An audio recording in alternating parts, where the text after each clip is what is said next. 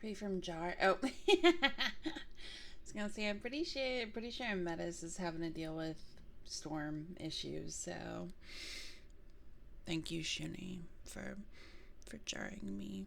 And a Metis just stud. How we doing? How we doing? Why? Why? Why? Put myself down here. Okay.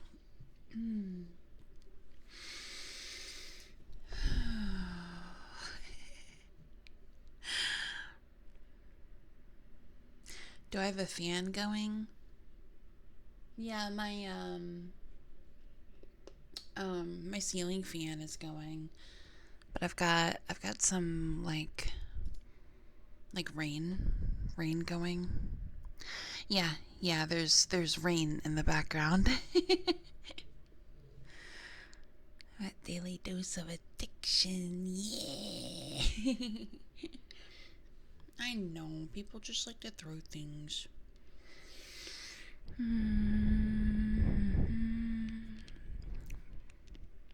It's been a terrible week and it's not even halfway through the week. I'm sorry, Yoki. I'm sorry. That's not nice.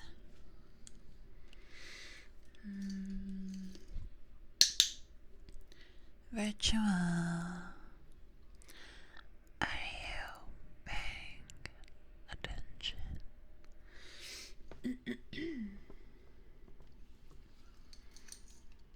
Does it actually sound like rain? Because it should. It should. It should. Listen, y'all know you're not gonna hear. I want to say it again. Y'all aren't gonna hear the little sound bits when we're ASMRing. But Yogi, thank you for the 50 biddies. Hi Jay. Hi Virtual. That's a lot of rain. We still hear your reaction. That's true. That's true. Stressing out with exams and such, so haven't been eating much because of exams. I'm sorry. I'm sorry to hear. Ow. I'm sorry to hear that. I'm sorry to hear that. But I believe in you. I'm sure you'll do just fine. The anxiety is rough. Yeah, it sounds like rain. I just thought it was a fan for some reason. Okay. No, I just wanted to make sure. Because there's also a little bit of room tone that I put in the track. So it's literally like rain, like muffled rain, like how it would sound indoors, as well as like blah blah blah blah, as well as some room tone to even it out a little bit. How's my day been? My day's been good. It's been good. I got a little bit more editing done.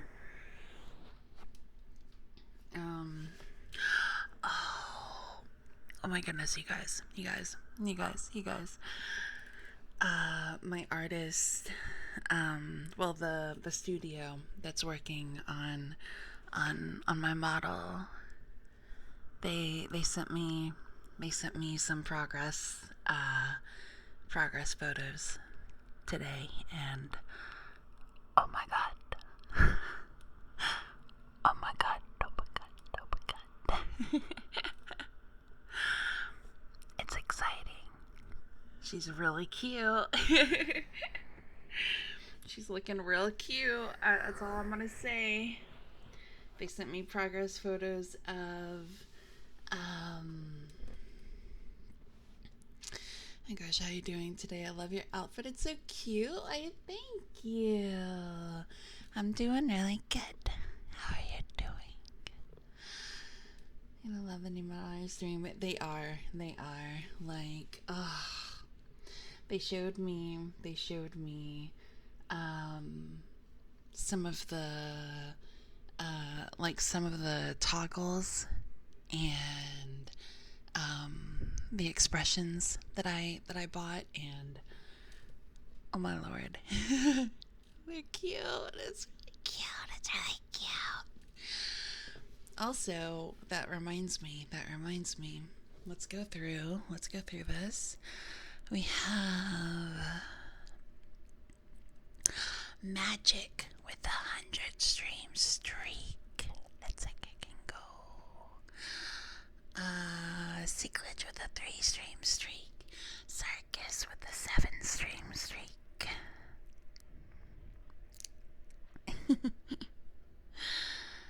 Ender with a 3 stream streak. Cosmic with a 3 stream streak. Y'all crazy. Y'all crazy. Y'all bonkers. I kind of want to bring up Spotify though. I don't know if I'm feeling the rain tonight. I made your hands go numb. You dropped your phone. Did I just possess you without knowing it? Because oopsie. My bad.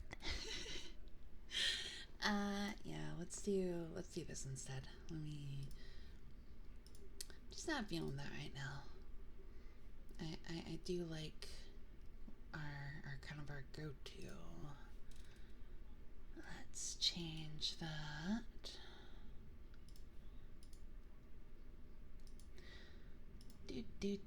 There we go.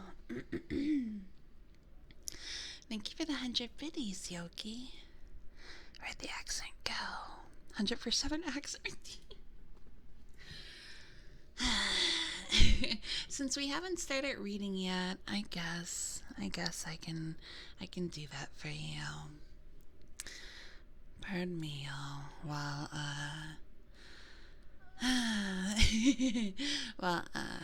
slip into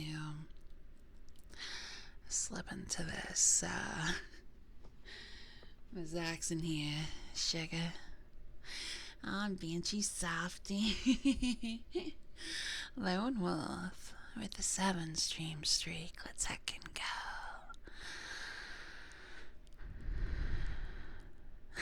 I have a tail emote, but it's not for the clicker.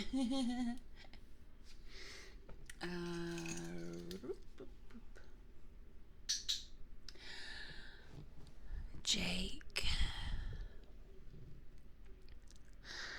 are you paying attention?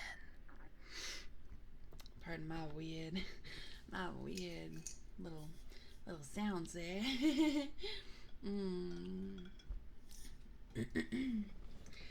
You're struggling with the fact that Banshee isn't actually a ghost. IRL. Your tingles was out of stock. Everything else. Let me make sure. Yeah, there we go. Okay. Thank you for the stretch.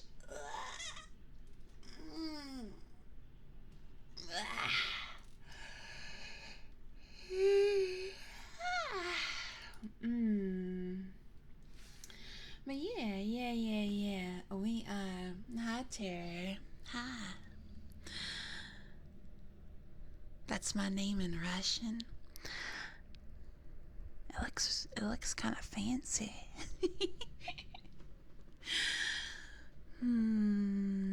Yeah, we're gonna. What was I trying to not use that transition, or did you give up on that like you do? Like I do with the accent. I don't want to talk about it.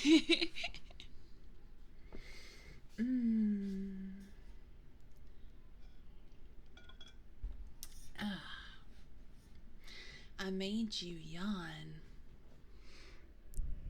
Good. I'm obviously a ghost. IRL. I sure am, sugar. I sure am.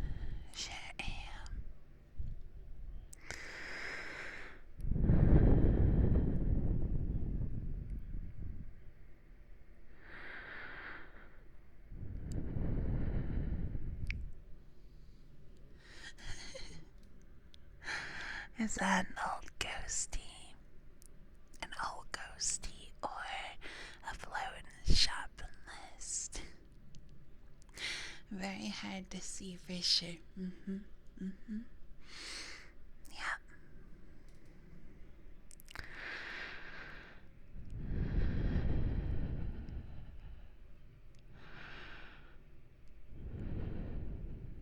Never somehow scary. What?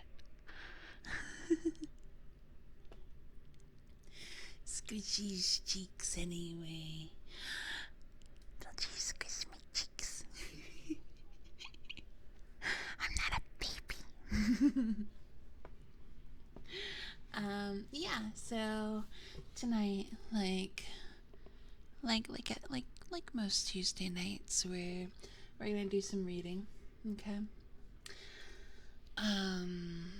We're gonna read some. Thank you. Some SCP-049, which is the Plague Doctor. Hi, Gunner. Welcome in. Why I say thank you? Cause me going owl just seems to encourage. I might as well try to. I don't know. Thank you. And ow. Are you paying attention?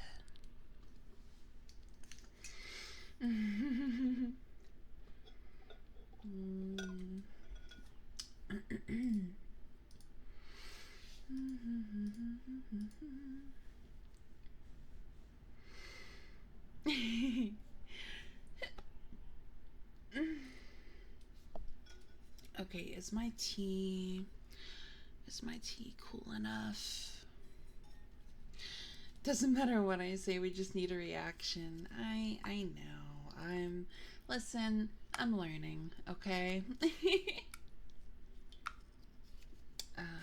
see. No, that's good. We can work with that. Excuse me. Put this over here.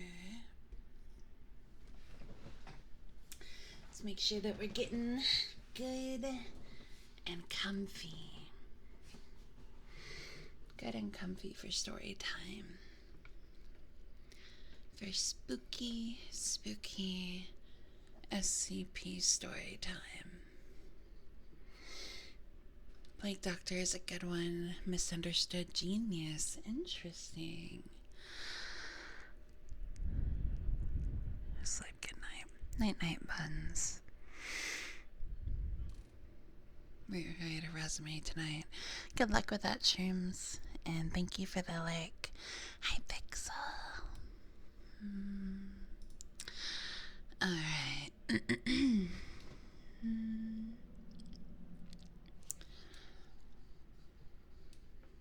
I took a bath. I don't take any baths anymore, but I took a shower recently, like an hour or two ago. Thank you very much. Yeah, as I said, make sure you're good and comfy. Make sure you have something to drink nearby, some snack maybe.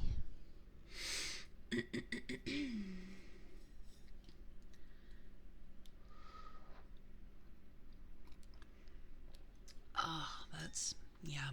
I have my tea, my throat coat tea. It's good stuff. Thank you for the one bitty buns. Get away from me, buns. Good. Go night night. Sleepy time.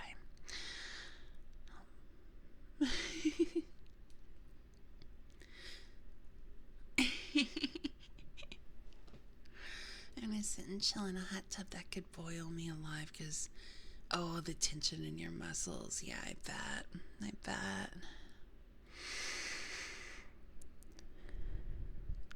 No sleepy time, leave me alone. No, thank you.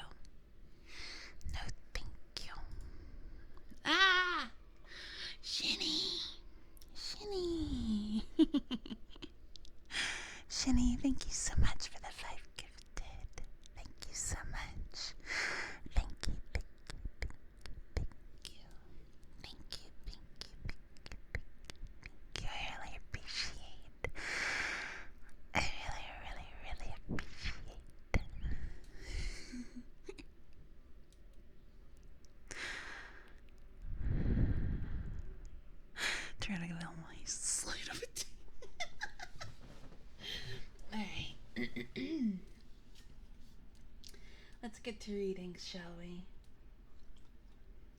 I'm excited. I'm excited to get into this one. I glanced over it just a little, just a tiny bit, and was like, whoa, whoa. Might as well get it out of the way before I start reading. You're such a sweetheart. We appreciate you lots and lots. Alright. SCP-049. Item number SCP-049. Object class Euclid. Special containment procedures. SCP-049 is contained within a standard secure humanoid containment cell in Research Sector -02 at Site-19. It's Site 19, Sector 2, whatever. SCP-049 must be sedated before any attempts to transport it. During transport, SCP-049 must be secured within a Class 3 humanoid restriction harness, including a locking collar and extension restraints, and monitored by no fewer than 2 armed guards. Guards? Coon, thank you for the 100 biddies. 2 armed gods. My bad.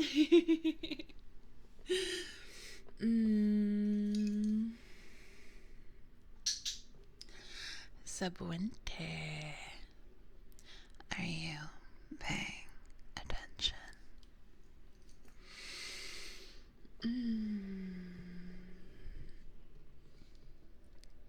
You'll start a hype train. Choo choo.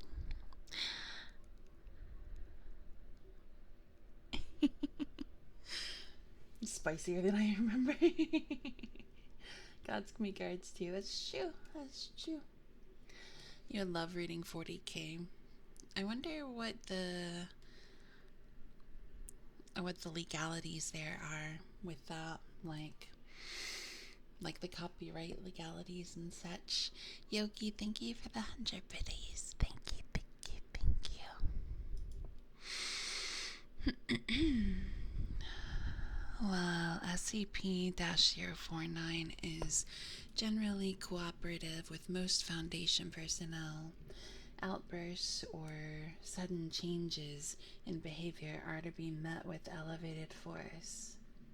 Under no circumstances should any personnel come into direct contact with SCP-049 during these outbursts. In the event SCP-049 becomes aggressive, the application of lavender has been shown to produce a calming effect on the entity. Once calmed, Ow! Jake! Thank you so much for gifting Yoki with the suppy. Thank you for the gifted. Thank you so much. Thank you so much.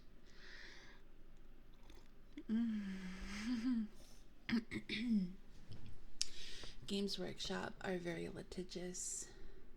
They own 40. Okay. That answers my question. All I needed to know. Once calmed, SCP-049 generally becomes compliant and will return to containment with little resistance.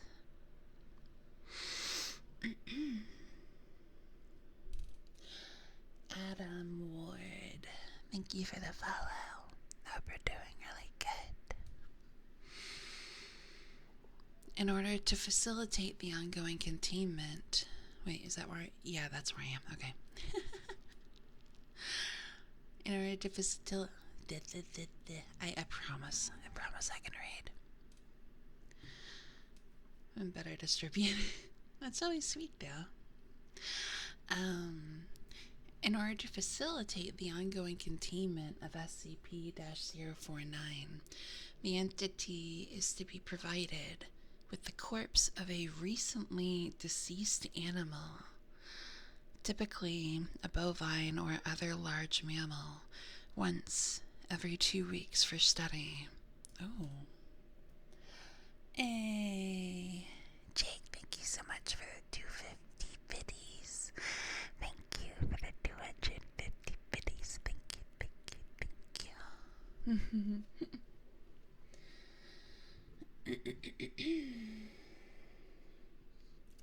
Connor.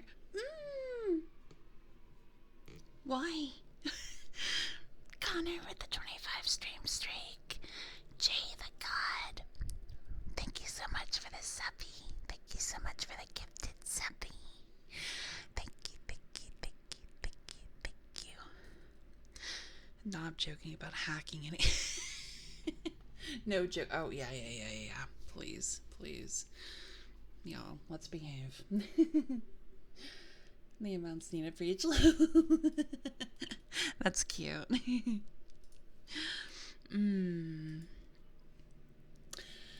Corpses that become instances of SCP-049-2 are to be removed from SCP-049's containment cell and incinerated.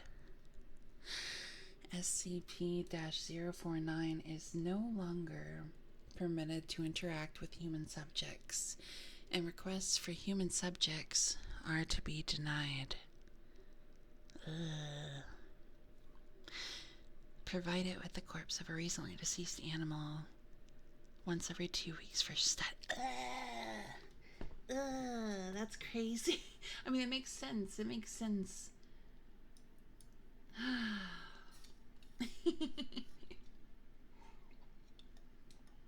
It makes sense, you know, plague doctor and such, but okay. Temporary containment procedure update. See addendum 049.3. Per Containment Committee Order 049.S19.17.1, SCP-049 is no longer permitted to interact directly with any members of Foundation staff, nor is it to be provided with any additional corpses to be used in its surgeries. This order shall persist indefinitely until such time a consensus regarding the ongoing containment of SCP-049 can be reached.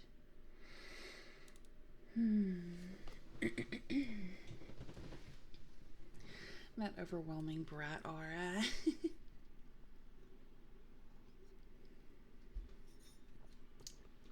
Hi, Worm. Welcome in.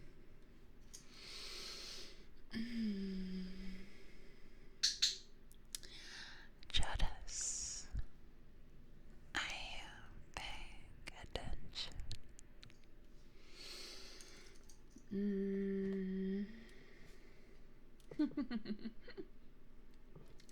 Description. SCP-049 is a humanoid entity, roughly 1.9 meters in height, which bears the appearance of a medieval plague doctor. While SCP-049 appears to be wearing the thick robes and the ceramic mask indicative of that profession, the garments instead seem to have grown out of SCP-049's body over time and are now nearly indistinguishable from whatever form is beneath them. Oh, that's really cool. X-rays indicate that despite this, SCP-049 does have a humanoid skeletal structure beneath its outer layer. People who do ASMR, people that are comfortable to be around. I hope so. I'd like to think so. Hi, Bam Bam. Hi, VRT. Welcome in, welcome in. How am I? I'm good. I'm good. I hope you're good too.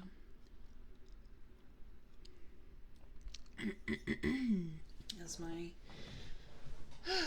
throat clears a little bit. Crank, hello. Welcome in, welcome in. SCP-049 is capable of speech in a variety of languages, though tends to prefer English or medieval French. While SCP-049 is generally cordial and cooperative with Foundation staff, it can become especially irritated or, at times, outright aggressive if it feels that it is in the presence of what it calls the pestilence. Although the exact nature of this pestilence is currently unknown to Foundation researchers, it does seem to be an issue of immense concern to SCP-049.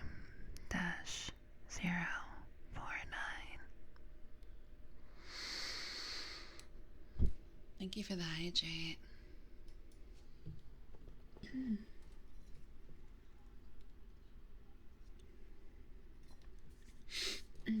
Okay.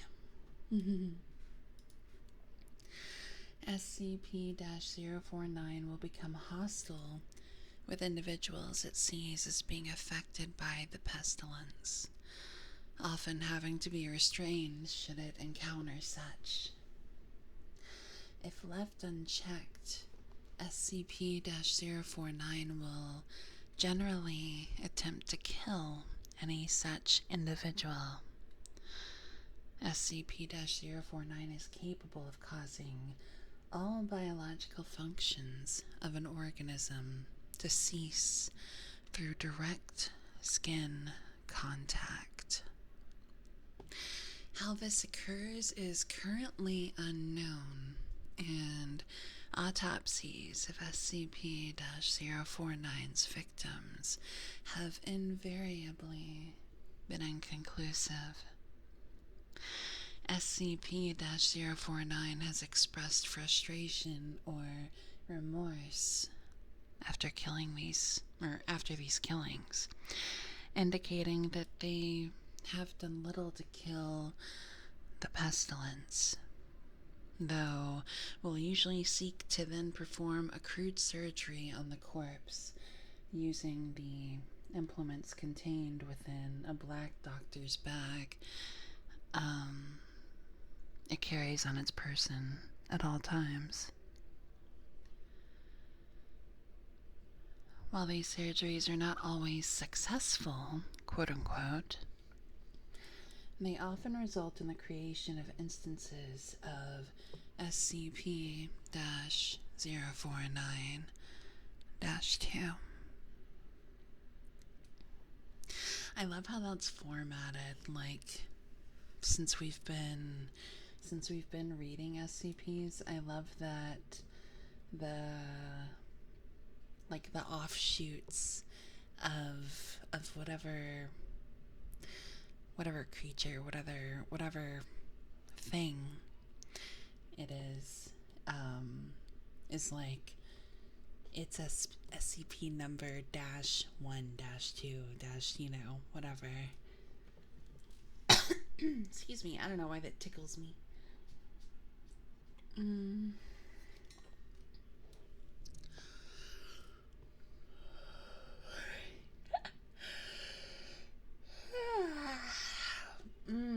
Thank you for the stretch. It's cool until there's 13 different instances of one SCP. Still cool. Still cool.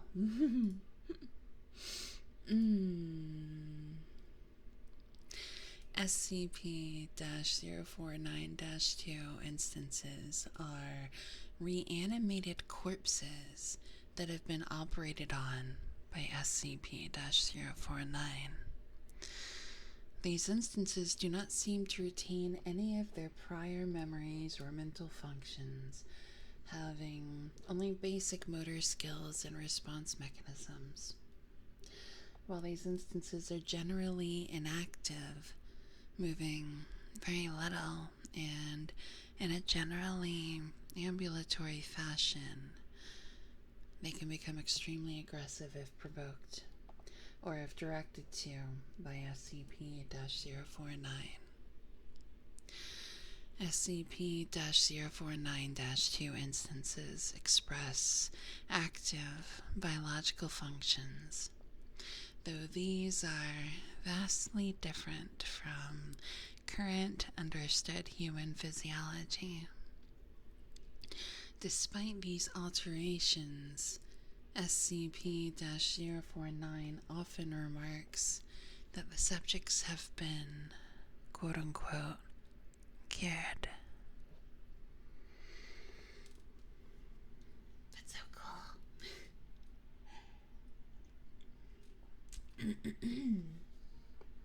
Hi, Shadow Lore. Welcome in. Thanks to these SCP ratings, I'm inspired to paint my Legion Custodians of Shadow Keepers. You should do it. Personally looking forward to reading about us. Jake, I swear to God. Rage. Oh, wait, what do I have? Stokely. Are you paying attention?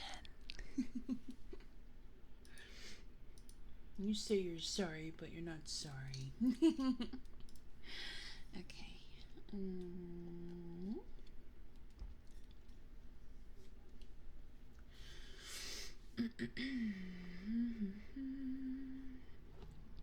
Addendum 049.1 Discovery.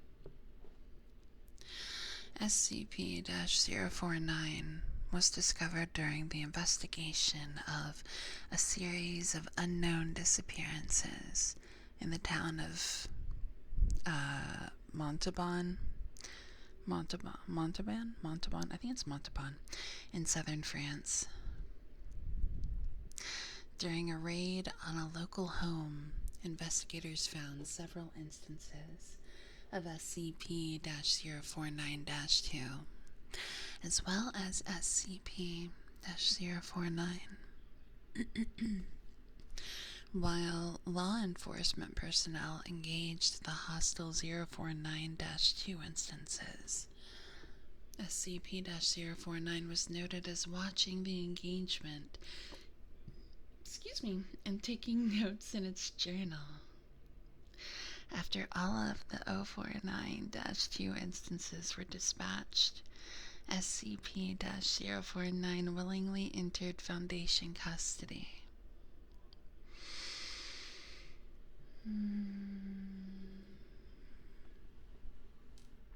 Hi, Elf. Welcome in. Doing good here. Oh, okay. The following interview was conducted by Dr. Raymond Ham during the initial investigation. Okay. So let's see if I can play this for you. This is kind of neat. I just barely listened to it before starting up. Let's see.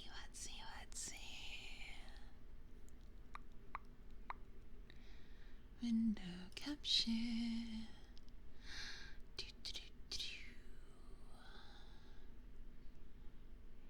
Let's see.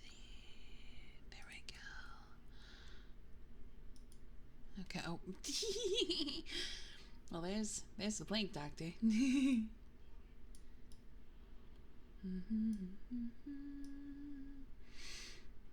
Yeah, that's what our dude looks like. That's what he looks like. Yeah. Big nose. There was another picture. Yeah, right here. See that? Isn't that crazy? I think it's so cool that like his robe and stuff actually comes from him. Like it's not. It's actually a part of him. About to make me act up. Alonzo. Also Alonzo with the 3 stream streaklets I can go.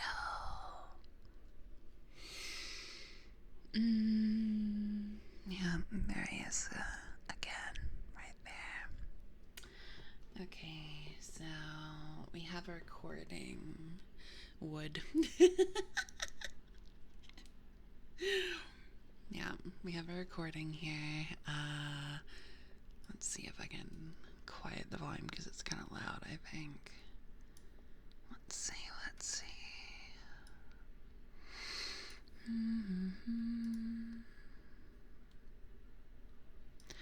That's creepy.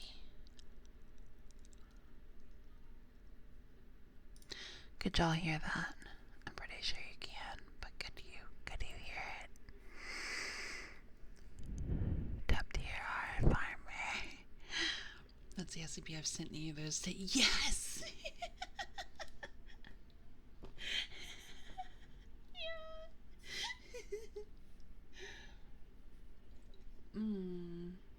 Let me look at the hidden ones.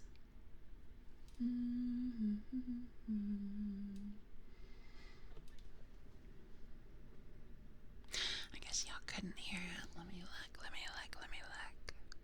Let's see.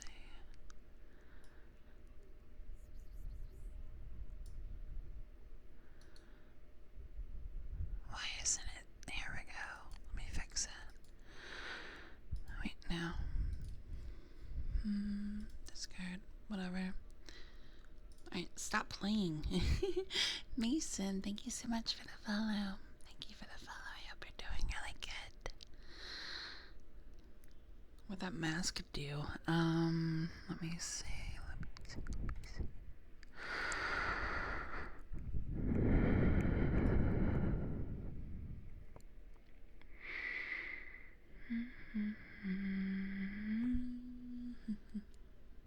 Hi, Ken. Welcome in.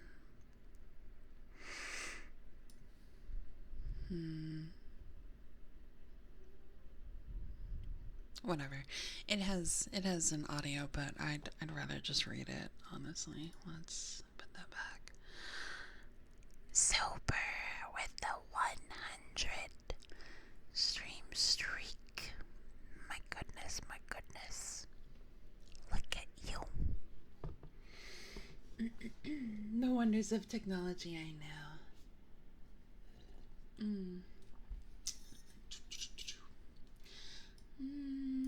I kind of want y'all to hear it though.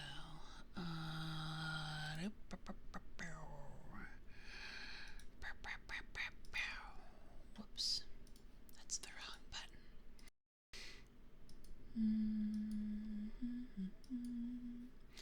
Cancel. Just get out of there. Get out of there.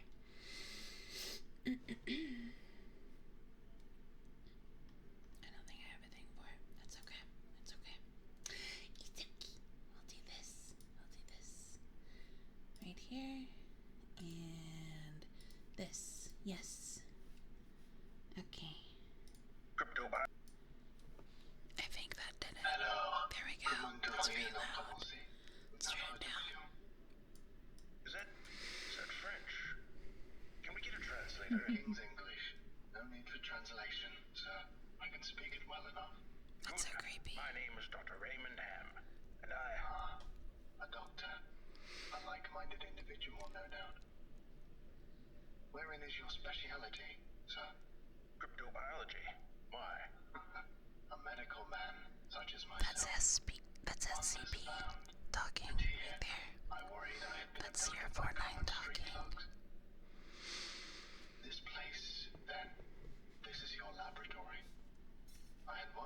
as clean as it is, and with such little trace of the pestilence here. The pestilence? What do you mean? The scourge. The great dying. Come now. You know what is it they call it? No matter. The pestilence, yes. It abounds outside these walls, you know. So many have succumbed, and many more will continue to, until such time as a perfect cure can be developed. That's so creepy. Fortunately, I am very close. It is my duty in life to rid the world of it, you see. The cure to end all cures. When you say the great dying, are you talking about the bubonic Hi, plague? Super. I don't know what that is. I see. Right, well, the entities our agents encountered at the house, they were dead when you encountered them. Yes, you reanimated them. In a manner of speaking, you see things too simply, Doctor. Expand your horizons. Life and death, sickness and health. These are amateur terms for amateur physicians. There is only one ailment that exists in the world of men, and that is the pestilence, and nothing else. Make no mistake, they were very ill. All of them. You think you cured those people? Indeed. My cure is most effective. But the things we recovered were not human. Yes, well, it is not a perfect cure, but that will come with time and further experimentation. I have spent a lifetime developing my methods, Dr. Ham, and will spend a lifetime more, if necessary. Now, we have wasted too much time. There is work to do. I will require a laboratory of my own, one where I can continue my research unimpeded. And assistance, of course, though I can provide those on my own. In time. I don't think our organization would be willing to... Nonsense. We are all men of science. Fetch your coat and show me to my quarters, Doctor. Our work begins now. That's so cool. That's so cool. That was really cool. Mason, thank you so much for the follow. I hope you're doing really good. That's so cool. Okay. Interviewer's note. Oh, wait. 049 is cool. It does evil things, but truly believes what it's doing is good and is up for diplomacy as seen here. Right. I love... See, that's why I really like... That's why I really like villains.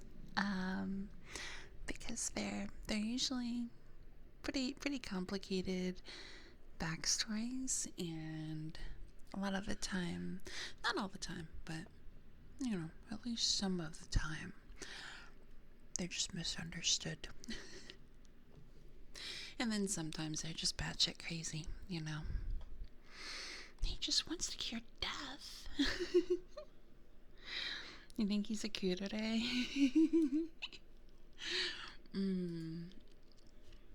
Okay. Interviewer's note. While SCP-049 is capable of communicating in a very human way, there is a strange sense of unease that one experiences when in its presence. Make no mistake, there is something very uncanny about this entity indeed. Additionally, we've confiscated that pointed stick that SCP-049 keeps waving around. Part of this was due to standard confiscation protocols for the possessions of anomalies, and part because 049 really is a menace, swinging it around like he does. The entity was displeased at first, but after we made some concessions in providing it with quote-unquote test subjects, which are admittedly more for the benefit of our own research. It warmed up to the idea. I took his cane. Addendum 049.2 Observation Log. While in containment at Site 19, SCP-049 has spent a considerable amount of time studying and performing surgery on the various mammalian corpses it has been provided. SCP-049 will routinely spend several days performing surgery, and then, regardless of whether or not the corpse becomes an instance of SCP-049-2, spending several more days documenting its findings in a thick leather journal stored within its doctor's bag. SCP-049 will often seek to share its findings with members of Foundation staff.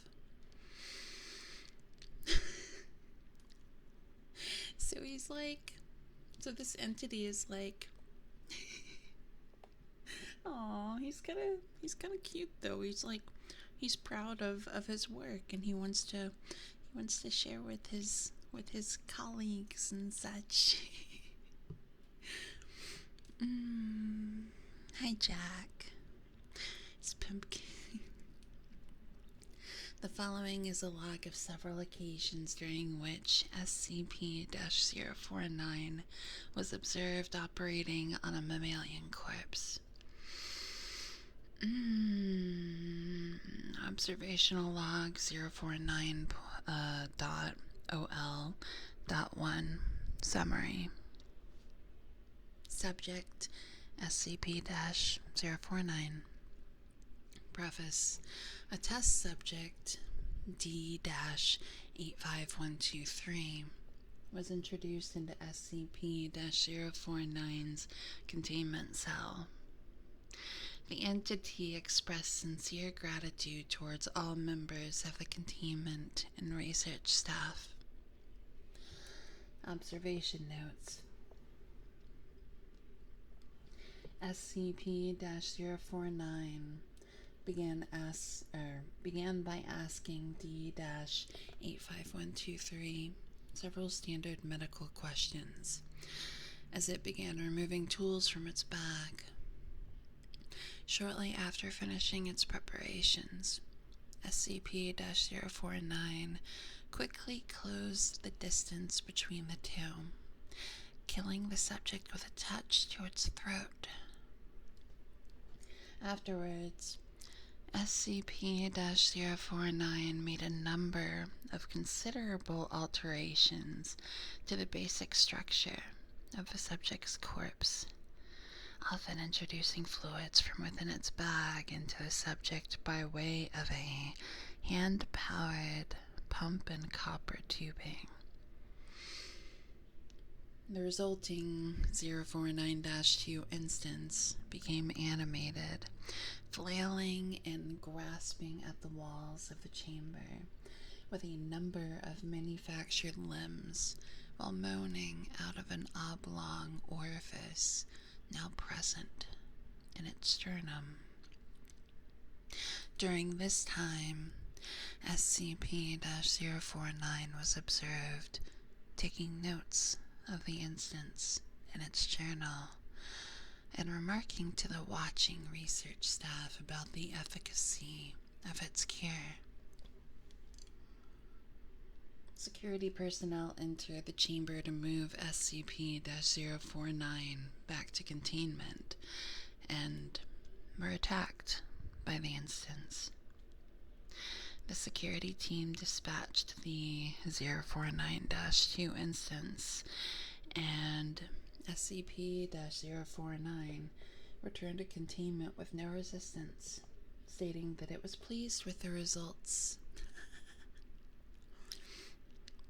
It's for the science people. You wouldn't take an old man's staff. We'll trade you for some D-class, well, I suppose. Right.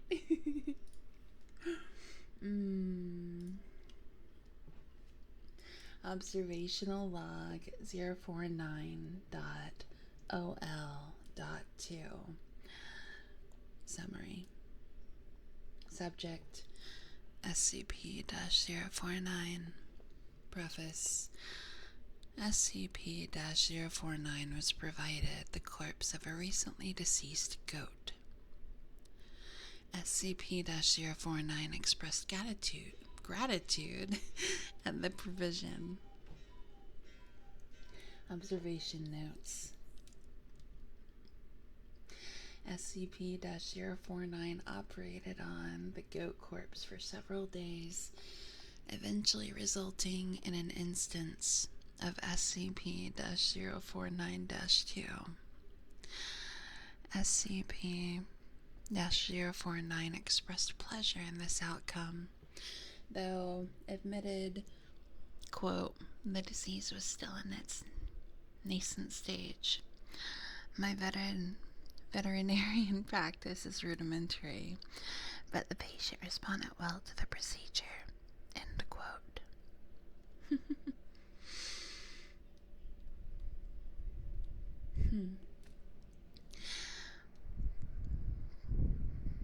Hi, how are you?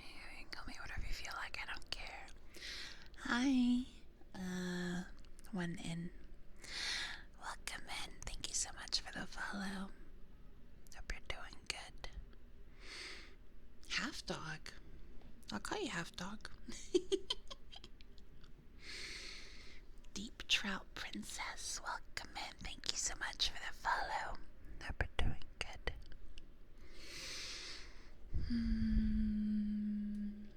Observational log 049.OL.3.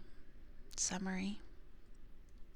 Subject SCP-049. Preface. SCP-049 was provided the corpse of a recently deceased orangutan. SCP-049 expressed noted gratitude at the provision due to the similarities between the orangutan and common human physiology. Observation notes. SCP-049 spent several days operating on the orangutan, reanimating it several times. However, SCP-049 appeared to be discontent with the results it experienced, returning to the creature 3 times after its initial reanimation for additional work. After it was unable to reanimate the corpse a 5th time, SCP-049 turned the corpse over to Foundation staff for incineration, stating, quote, I have learned so much from this, though I fear my early optimism was misplaced.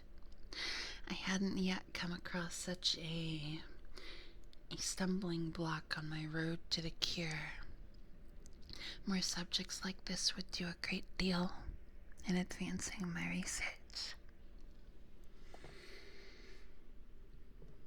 I don't know if they should let it multiply. Right? Hi, Rose. Welcome in. Observational log 049.OL.7. Full.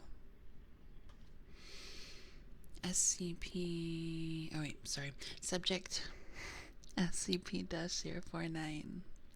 Preface. SCP-049 was provided the corpse of a recently deceased bovine. SCP-049 expressed mild annoyance at the provision, though accepted it nonetheless. Observation notes. SCP-049 spent several days operating on the bovine corpse, breaking only to dine on a requested dinner of thin crackers, salted pork, and hard cheese. Beginning first by embalming the corpse, SCP-049 was observed producing a number of long syringes from its back, each containing a different dark, viscous fluid. SCP-049 described these fluids as quote-unquote essences of the humors, and elaborated by saying, quote, "The pestilence may bring about a systemic imbalance. In such a case, before true healing can begin, one must find the humors in balance, or the body will reject the cure." Over the next few days, SCP-049 spent a considerable amount of time adjusting the organs of the bovine corpse with a number of large metal instruments. After 8 days, SCP-049 produced a lightning rod, which Dr. Ham exchanged for an electric cattle prod attached to an extension cord, and struck the corpse in several locations. This action seemingly had the effect of reanimating the bovine, which once again became ambulatory, despite the inversion of the head and reorientation of its limbs. Ugh. Ew. Oh, that sounds horrible. Excuse me.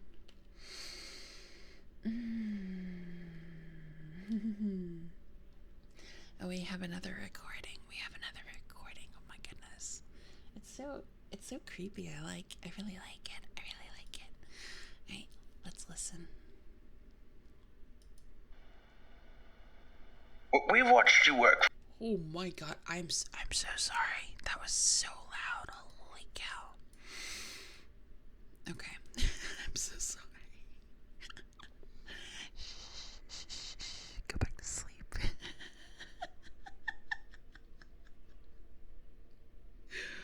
I'm so sorry. For several weeks now, and honestly, I'm not sure I understand what you're doing. Could you describe your process in detail? Goodness, no.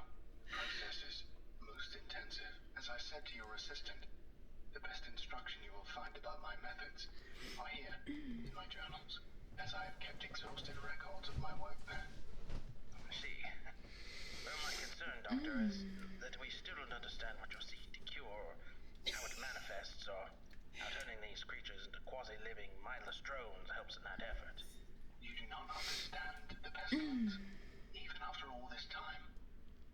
Doctor, it is an unspeakable horror, one that has shown its true face many times before, and will again.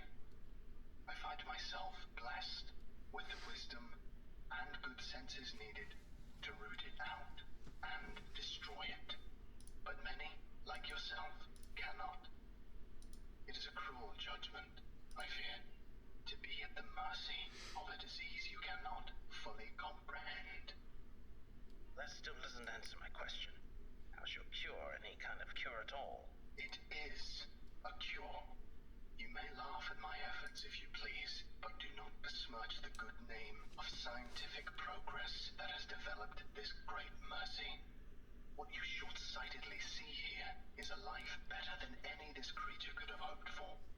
Stricken as it was with the pestilence, this creature is now clean, unable to spread the pestilence, and free from the terror it would have experienced otherwise. The terror.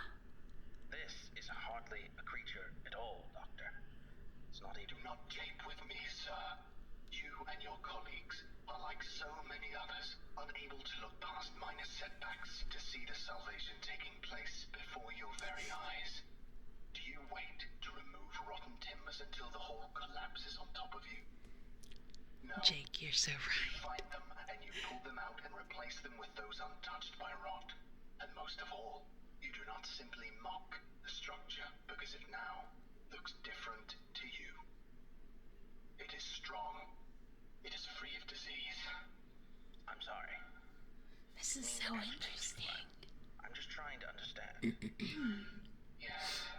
Well, do mind your words in the future, Doctor. I am a professional, but even professionals may feel the bite of pride in dealing with criticism of their masterpiece. I will forgive this as an act of good faith between colleagues. Is there anything else I can help you with? No, that will be all. Another test subject on the usual schedule. You know my preference of subjects with more human anatomies.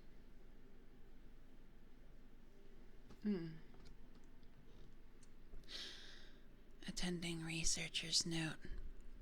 SCP-049 does seem to genuinely want to help other humans, though it has not yet been able to provide a concrete example of what exactly it is trying to save us all from.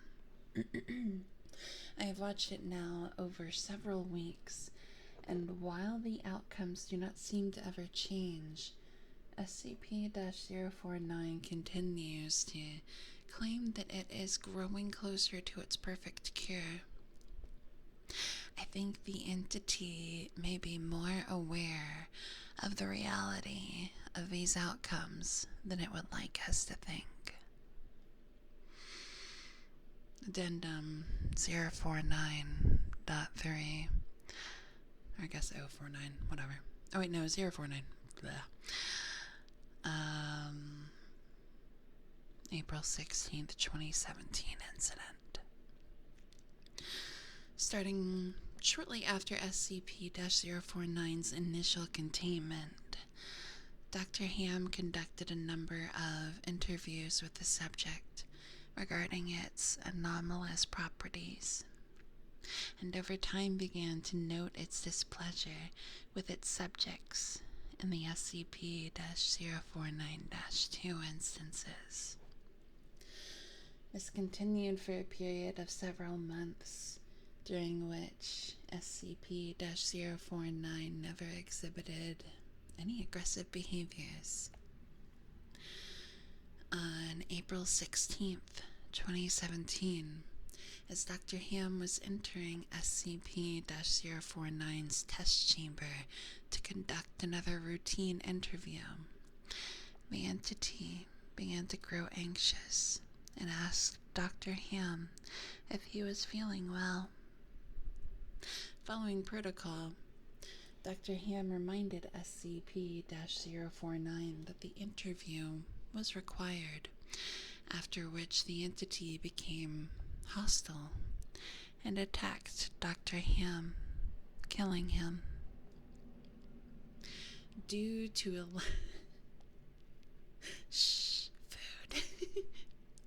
due to a lapse in security protocol, and because Dr. Ham did not activate the in-chamber emergency system, Dr. Ham's corpse was not discovered until 3 hours later, by which point SCP-049 had converted it into an instance of SCP-049-2. In the aftermath of this incident, SCP-049 was interviewed by Dr. Theron Sherman. Oh goodness. And we have I feel like I'm kind of cheating by playing these audio logs, but they're really good. I feel like if I didn't, that would be cheating y'all and myself of the experience. So we're gonna listen to it. Or as you would call them, Dr. Food. Sunscreen, thank you so much for the follow. Hope we're doing really good. Hope we're doing really, really good. Other VTubers do stuff like that all the time. Like, I'm still reading too, though, so I can, it's fine. Okay, Wavy. Hey, let's listen to this interview after SCP-049 went a little bit angry. Yeah, let's listen. Wait. Hold on. There we go. Oh, you're so welcome. I saved you. I need you to explain yourself. SCP-049. You are being directed to explain your actions, and I will remind you that failure to cooperate will result in further restrictions during your containment. My actions do not need to be explained. You killed Raymond Ham, and then butchered him until he... Not dead. No, not dead. He is cured. Cured? Cured of what? Pestilence, sir. I had thought you, at least, would realize what luck it is. I detected it before. What pestilence? You keep going on and on about this pestilence, but you have not once been able to properly identify this disease. What could you have possibly seen in him today that you had not seen so many times before, that it would be worth his life? The pestilence presents and progresses in unforeseeable fashions, and has a queer way of creeping into the unprepared. Call it what you want, Doctor. It was a mercy I did to him. He is cured. He is a vegetable. I would not expect you to understand.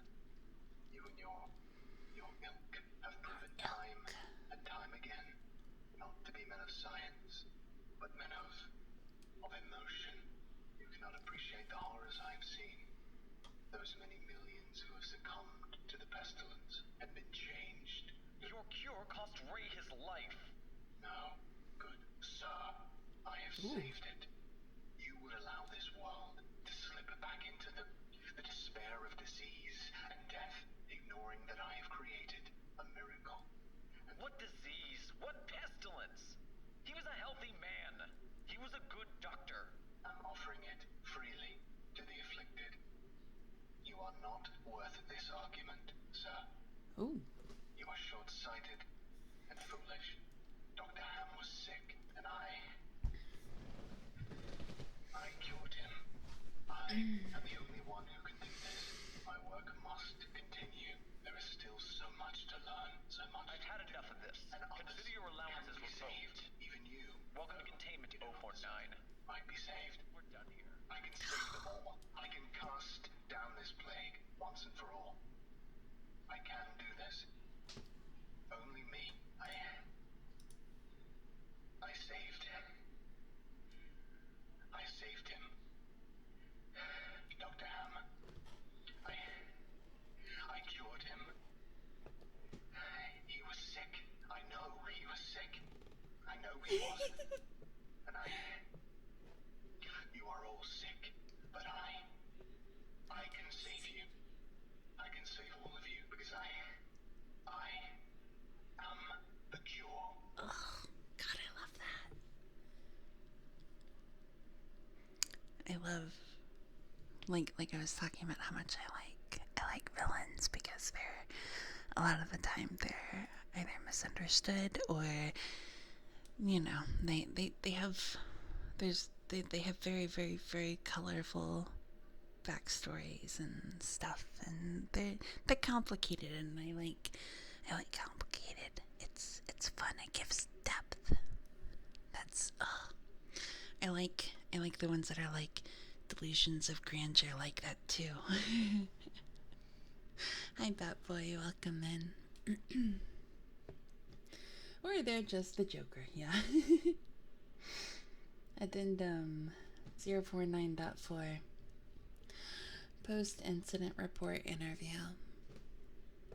The following interview is an excerpt from the April 16th, 2017 049 incident report. The interview was conducted by Dr. Elijah Itkin and took place 3 weeks after the start of the initial investigation. And this is also an audio that we're going to listen to.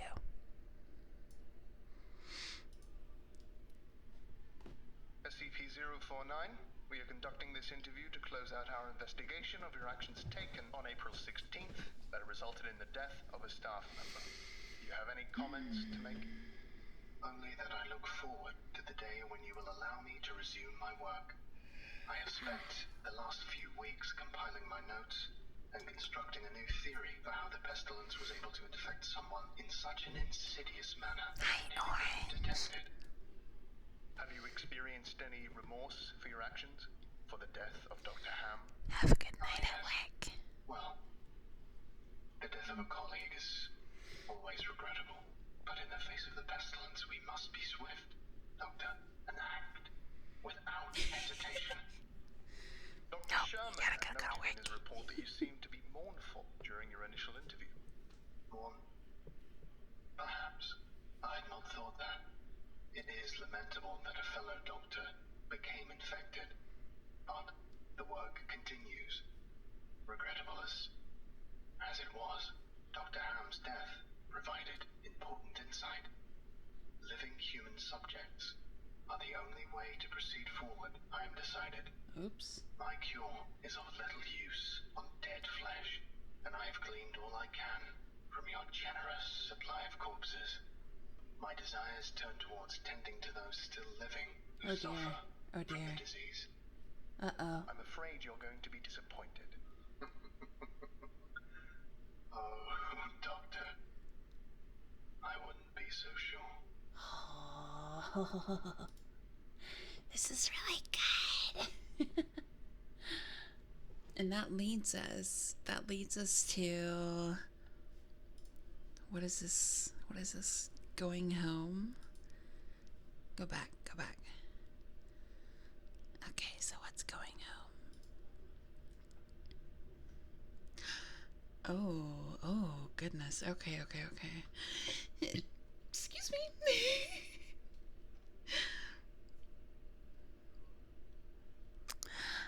Okay. So now we're gonna read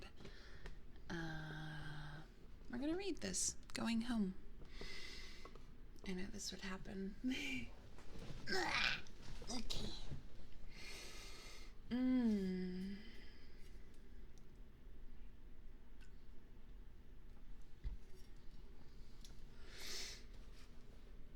And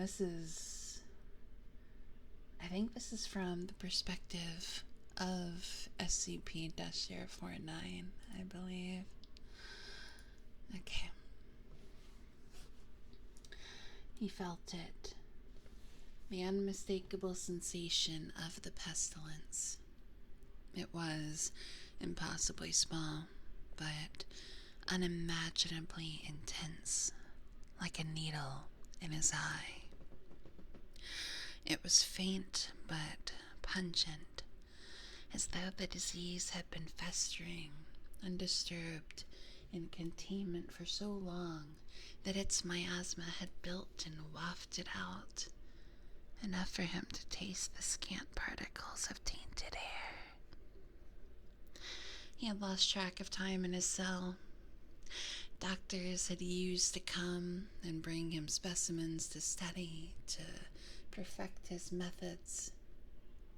That had ended long ago, when the doctors had realized that they themselves weren't free from disease.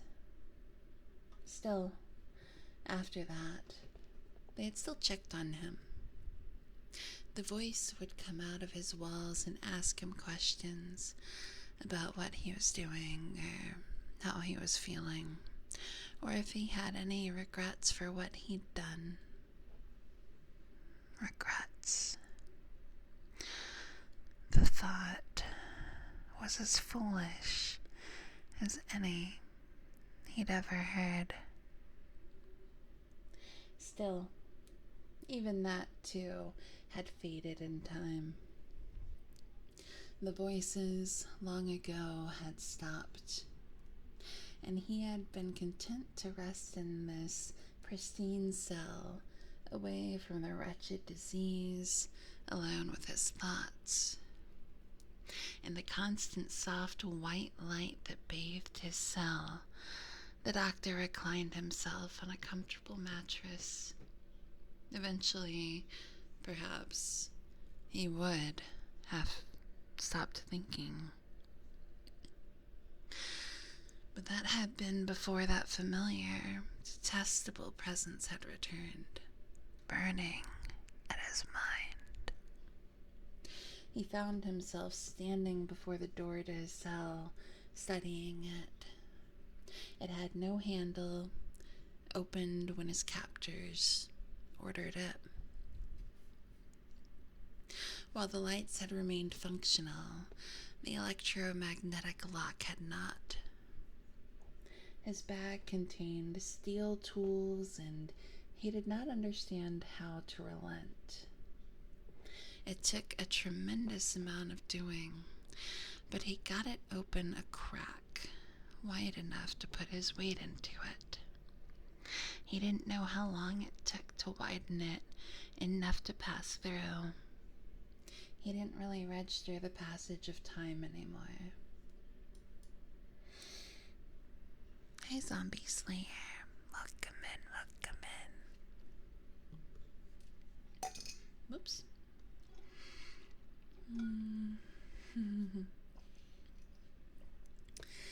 Look at you with the 3-stream streak. Let's go. Then he was in a hallway, well lit and devoid of any other life, all the easier to navigate. He followed the stinging sensation of the disease, navigating the corridors as though he'd drawn up the floor plan. The lights were all functional, all of the other containment chambers still sealed. At least he found it, behind an unlocked door, within a locked metal locker. His containment cell door had been made of much sterner stuff. In short order, the door lay twisted at his feet.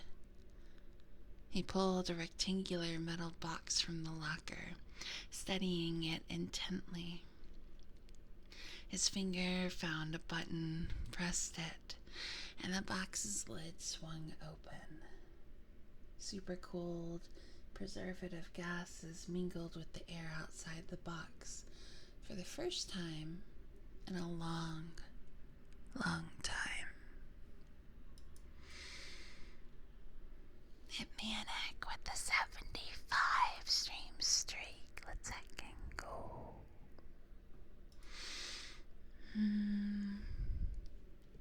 He might as well have been struck in the face.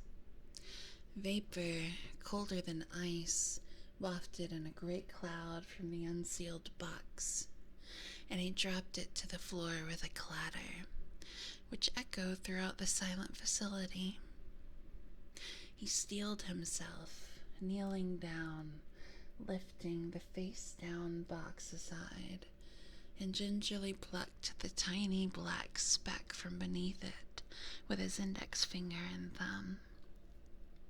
Behind his mask, he grit his teeth and held the mosquito up to his eye. It wasn't the insect. It was the sack of blood which the creature had engorged on. The upturned metal box became his operating table, black bag slamming unceremoniously to the ground. His hands dove inside, withdrawing an empty brass syringe and a vial of thick, black fluid. The needle plunged through the cork stopper, filling the glass cylinder halfway with the viscous pitch. Tristan, thank you so much for the follow. Hope you're doing really good.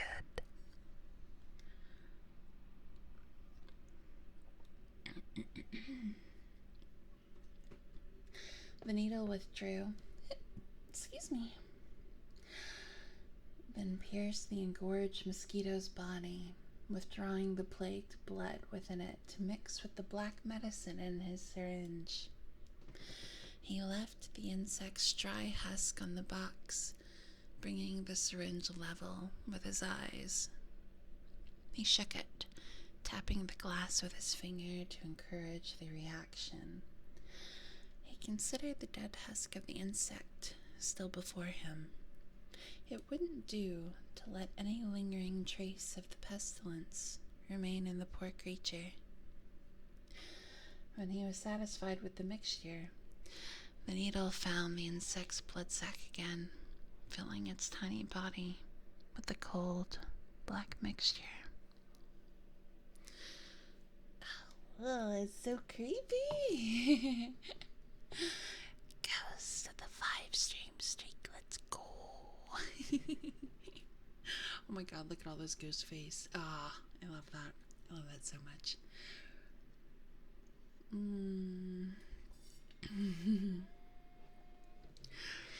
Aggie. Excuse me while I burp. Hi, Aggie. Hi, Raiders. Welcome in, welcome in. How was the rest of your stream? How was the rest of your stream? I hope it was good. I hope it was really good.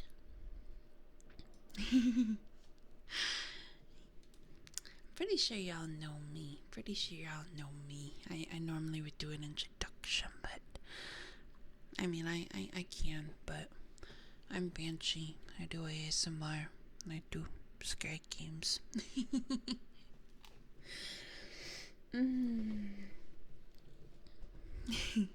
Well, I just jammed the music most of the stream. Heck yeah, that sounds good. That sounds really good. Yeah.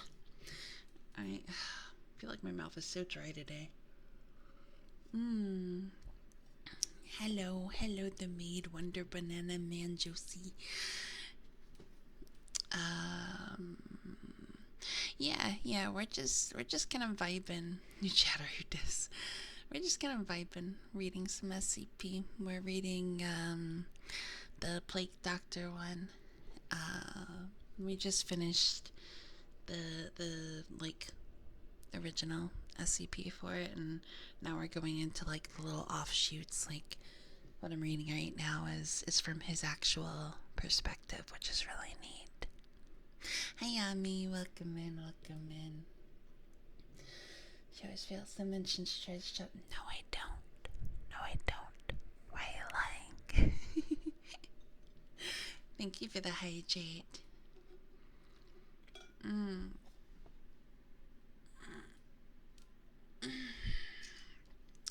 And the stretch. A lot of the tales are so good. Yeah, like I'm really enjoying.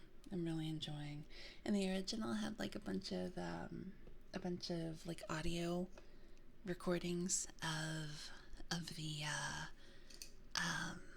of like the interviews and stuff. So it's really neat. But Aggie, please make sure to do your streamer aftercare, please, and thank you. And Raiders, y'all do the same. Do a stretch. Do whatever you need to do. And we're gonna continue on.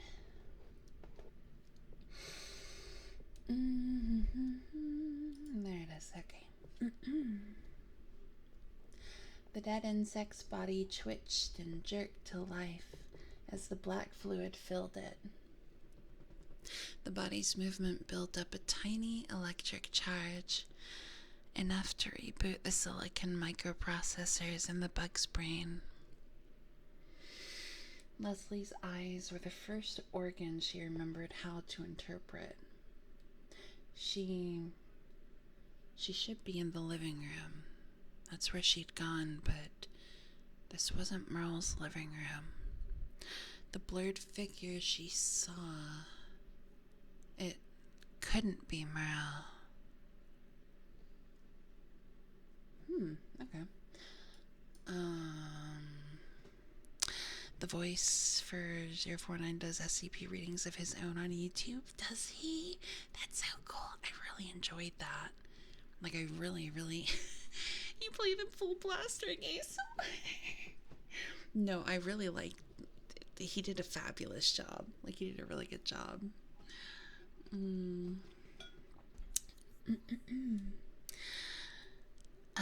Meal? I'm so sorry if I butchered your name. Please correct me. Feel free to correct me. Thank you so much for the follow. Hope you're doing really good.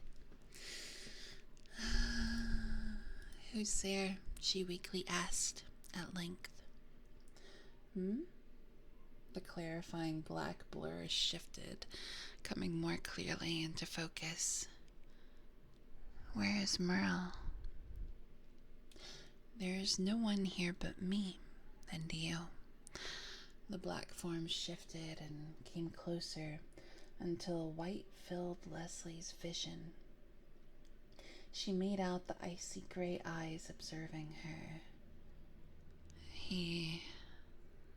Oh, God. Where am I? You are in prison. Though the wardens, it seems, have left. I said it correctly. Yay, thank you. Thank you. Good. Yeah, send me a channel. I think there's a lot of the more little note. Yes, I would love that. I would love that. Yes, please.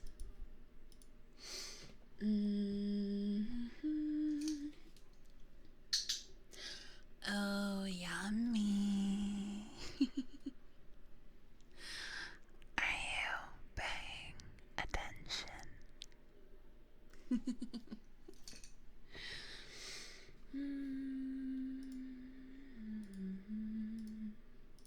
There we go. A prison. Leslie staggered to stand on her 6 legs, wings slowly returning to life, to beat weakly. What kind of prison? Her voice cut off as her GPS locator cut on. Oh, God. I'm at Site 19. Is that what this place is called? Odd, after all this time, that I would learn this prison's name from a mosquito. I need to get back to Merle. I don't know where or who Merle is. I know where he lives. I can find it. The weight of her situation began to dawn on her. She was several hundred miles from Merle's house, in the middle of Site 19, with an anomaly she knew nothing about. Still, at least it wasn't some monster trying to kill her. I don't know how I could ever get out of here. The doctor stood up, brought one hand up to curl slowly before his eyes. I have gotten myself this far, and now that I have no further reason to stay here.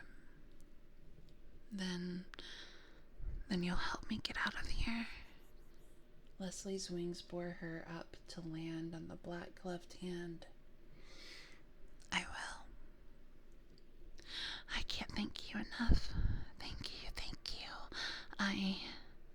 Leslie gathered herself, ceasing her trembling. My name is Leslie. Thank you, Doctor. Thank you, Doctor. Silent Void, thank you so much for the follow.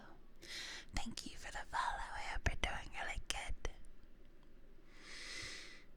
While winding down. Have a good wind down. Have a really good wind down, Aki. Bench making the tingles go crazy.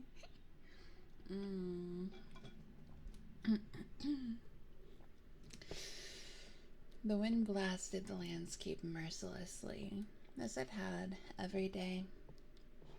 At least today, there was no astringent rain. Sick, gray-black clouds roiled overhead. The pair had walked for nearly a week and had not yet encountered a single living person. The few animals they had seen were sick, mangy things. Leslie felt the sky weigh down on her like a dark gray iron blanket. She was having a hard time remembering what the sun looked like. She was afraid she might start to forget Merle's face. We're close, she said, to break the monotony. Just a few more miles and then she didn't dare finish the thought. The sound of the doctor's feet crunching through the parched landscape was barely audible over the rush of the wind. And then we will arrive, he finished for her. Tell me, Doctor, why did you come all this way with me? You could have left when we got out, gone your own way. Merely because I wanted to. Thank you, Doctor. Leslie didn't know what to do when they arrived at Merle's house. The barren streets howled with the wind, but Leslie could only hear the wails of damnation. The lights were off, the door hung open. No one had been here in decades. They went inside. The familiar living room would have made her retch if she were physically able. Merle wasn't here. How long? Leslie asked, after they had stood in silence in the room where she had died. The question wasn't directed at her companion. She checked the clock on her internal positioning system. How long? He repeated, unsure. 200. I've been dead for 200 years? She wailed, collapsing in the palm of the doctor's hands. Then Merle is dead. So it appears. Everyone is dead, she said, seeming able to grapple finally with the fact. Everyone, and Merle, she repeated to herself until the words lost meaning to her. The doctor sat on the frayed, ragged carpet, resting his back against the wall. The hand in which Leslie mourned held out before him. He asked, "Where will you go now?" He lived here, so now I will live here. It will be just like it was. She couldn't continue and fell to her side against the rough but comforting leather. She had no tears, but her sobs racked her nonetheless. Any minute, Merle will come through the door. Then I will wait for him, here with you. How interesting. Hi, Stinkin'. I gooned to Aggie frequently, but they are winding down so they can't see this. Hi, Yuri. Welcome in. That's so interesting. Oh, I'm in this. I'm pretty sure that, yep, there's Leslie. Okay, let's see. Fuck, Aga's here.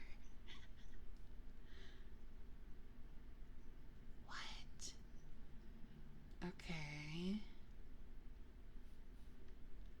Why did her name take me to this? Okay, alright. So, thank you for the sketch. Hi, don't read up.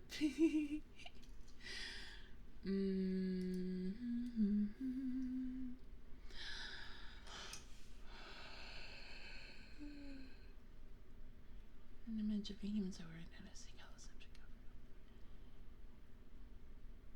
of match of the subject shown against some sort. Okay.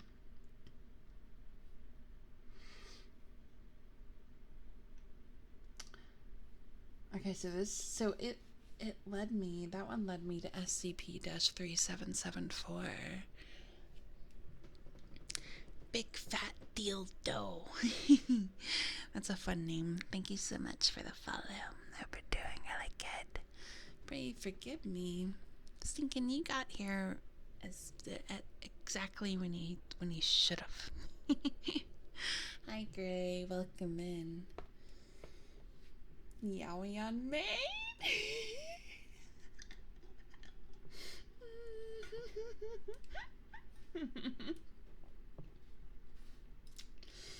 Oh my god. Okay. So we'll read this. This one's a little shorter.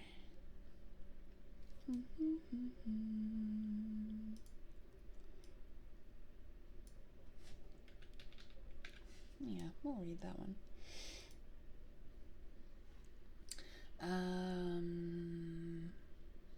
It has to. There's a connection. I just don't know what it is yet.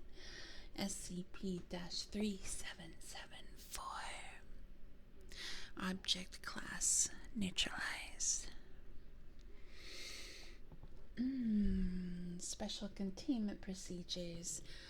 All instances of SCP-3774 have been located and terminated.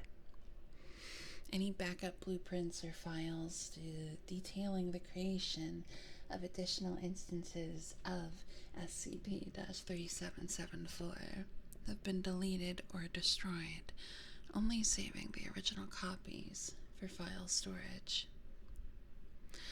Description: SCP-3774 was a prototype for a genetically and cybernetically modified subspecies of mosquito, initially created by the Foundation to covertly survey persons of interest.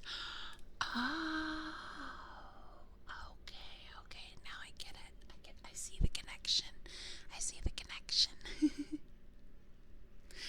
Instances of SCP-3774 were bred to pass bioengineered augmentations onto their offspring, as well as produce a successive generation of 90% female individuals.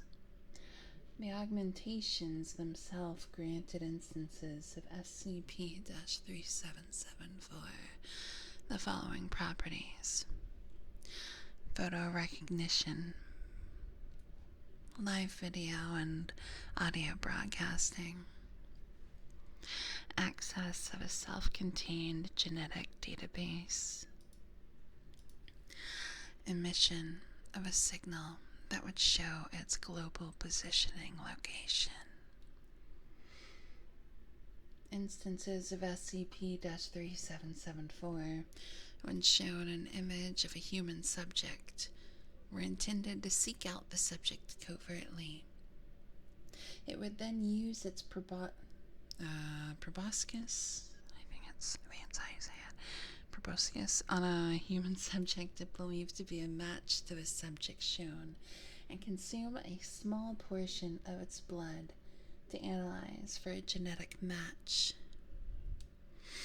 Once a genetic match was found, the instance of SCP-3774 was intended to remain within proximity of the subject, broadcasting live video and audio feed of the subject until the Foundation retrieved the subject. While most tests with instances of SCP-3774 proved positive, the introduction of adaptive vocalization to them caused an unknown error to occur. When an instance of SCP-3774 consumes the blood of a subject, regardless of whether or not it is a genetic match to the subject it is intending to find, it attempts to communicate with it, often expressing infatuation. In most cases, instances of SCP-3774 have tried to court subjects with primarily negative results. Once this error became known to the Foundation, all instances were located and recalled, where they were studied in an attempt to repair the malfunction. After further trials, the error itself was discovered to be unfixable, and all instances were promptly terminated. Any video logs recorded by the instances have been stored for research purposes. It's so interesting. It's so interesting. Yay, you caught a stream. Welcome in, Cabet. How many SCPs do I know? Honestly, not that many on the grand scale. That's why we're kind of diving into them.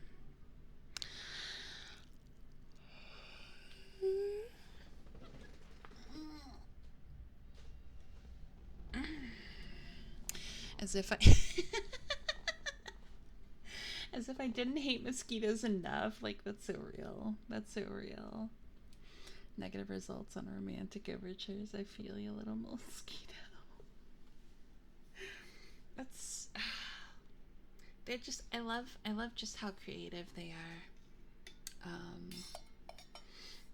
I gotta say.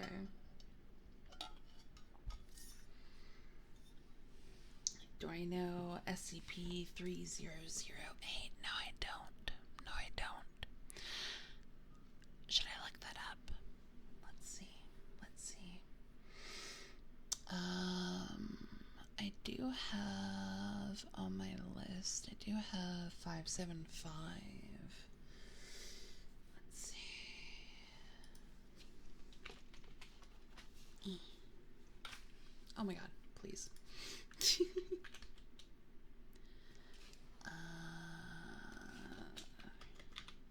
What is that one? Access to that SCP-3.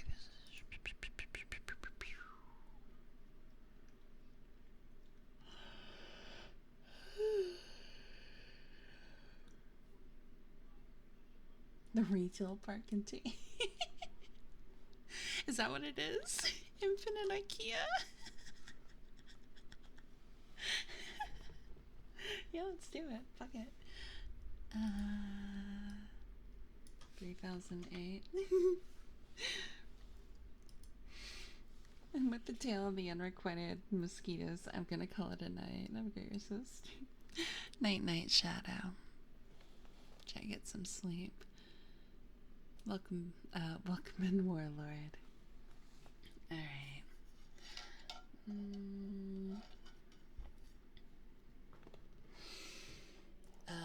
Item number SCP-3008. Object class Euclid. Badger Cola, thank you so much for the follow. Hope you're doing really good. No, I recognize your name, Warlord. I do. That's a really nice model. Thank you. I appreciate that. Special containment procedures. But the retail park containing SCP-3008 has been purchased by the Foundation and converted into Site-Redacted. All public roads leading to or passing by Site-Redacted have been redirected. The entrance to SCP-3008 is to be monitored at all times, and no one is to enter SCP-3008 outside of testing, as permitted by the senior researcher. Also, thank you for the hydrate.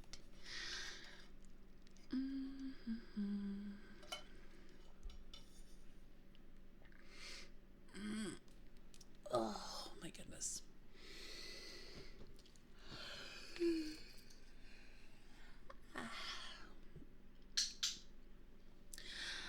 Hitmanic, are you paying attention?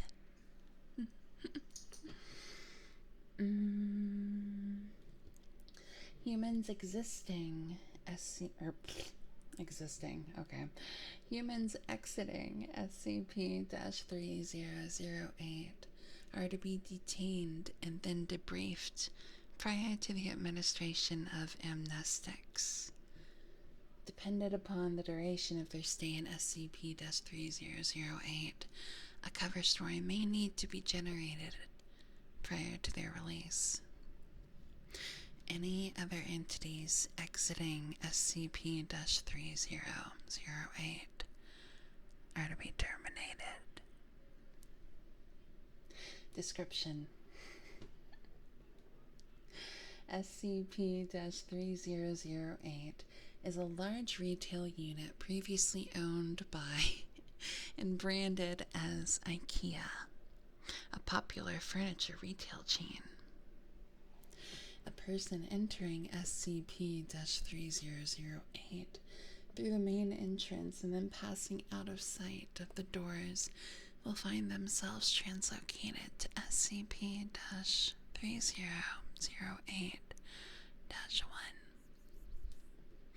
This displacement will typically go unnoticed, as no change will occur from the perspective of the victim.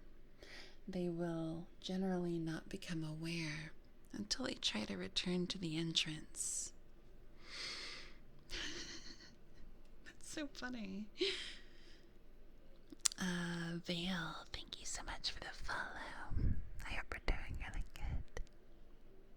A popular Swedish meatball location. SCP-3008-1 is a space resembling the inside of an IKEA furniture store, extending far beyond the limits of what could physically be contained within the dimensions of the retail unit.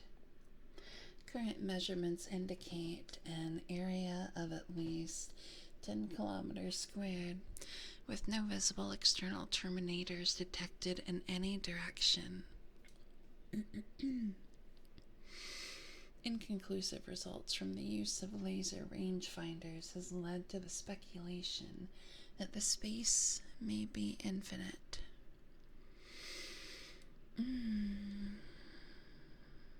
Thanks for the comfy read. You're so welcome, Marillis. Oopsie.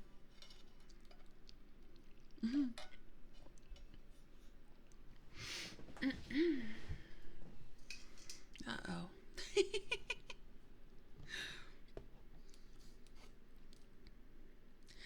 More will be coming shortly. Uh-oh. Just uh-oh, spaghetti-o. Okay.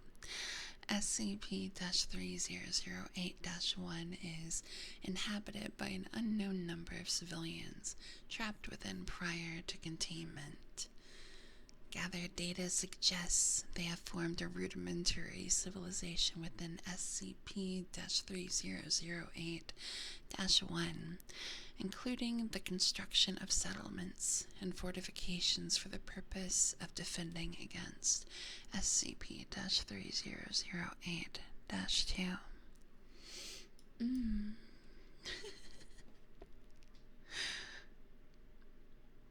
I am reading SCP, also T Vampire. Thank you so much for the follow.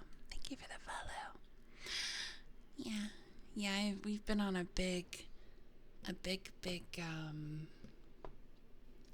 can't read yet, so I have to do a manual scuff read and send everybody. Oh no. Hi Cass, welcome in. That's cute. I hope your stream was good. And yeah, we've been like really, well, I've been super into Promise We're Not Bots. I've been really into SCP for some, I don't know, like a month or two now, I think. Oh, hi again.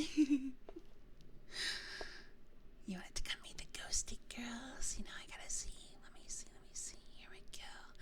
I'm gonna follow so I can check you out.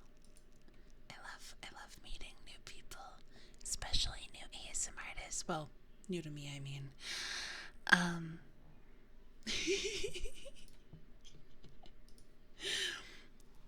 That's my favorite one. Yeah. Precious knows all the good ASMR artists. If they know you, then I'm excited to be here. Oh, can't just say Paris. I'm so sorry. I know. It's we try to keep it pretty cozy. We try. Finn Cooper, thank you so much for the follow. Thank you for the follow. I hope you're doing really good.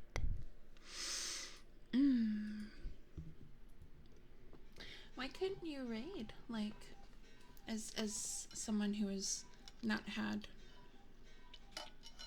an issue with the raid, but also welcome in. Please make sure to do your aftercare.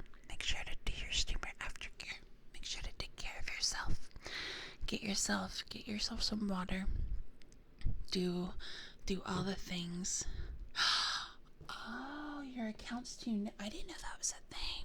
Oh goodness. Okay, I see.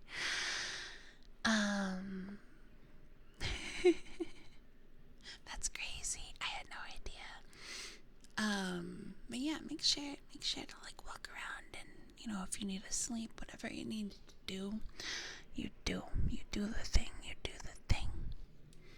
Otherwise, if you want to hang out, by all means. Tomorrow's your freedom day? Oh, good. That makes me happy. We like freedom.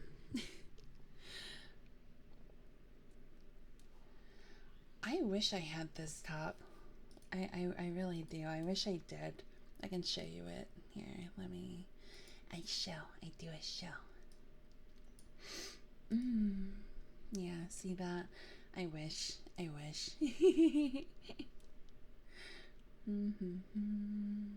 are you throwing things at me? Why?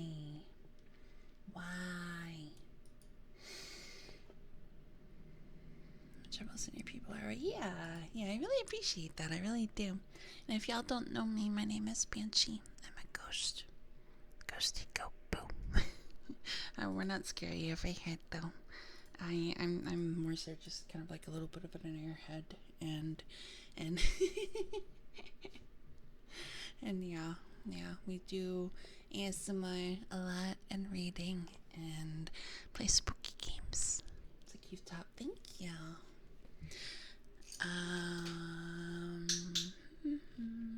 To vampire, are you paying attention?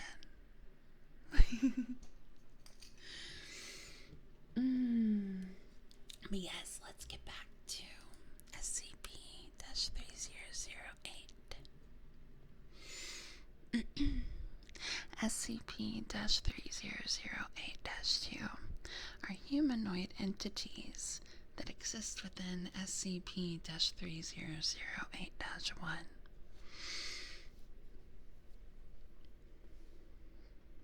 Wait a minute, did I read that last part?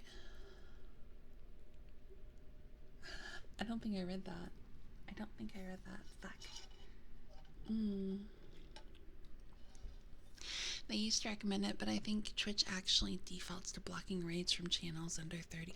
Oh, interesting. Okay. That's good to know. All the animated videos, audio logs, etc.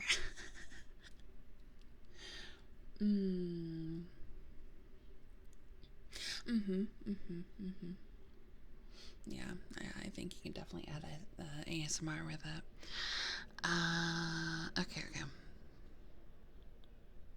Okay. SCP-3008-1 is inhabited by an unknown number of civilians trapped within prior to containment. Gathered data suggests they have formed a rudimentary civilization within SCP-3008-1, including the construction of settlements and fortifications for the purpose of defending against SCP-3008-2. SCP-3008-2 are humanoid entities that exist within SCP-3008-1. While superficially resembling humans, they possess exaggerated and inconsistent bodily proportions, often described as being too short or too tall.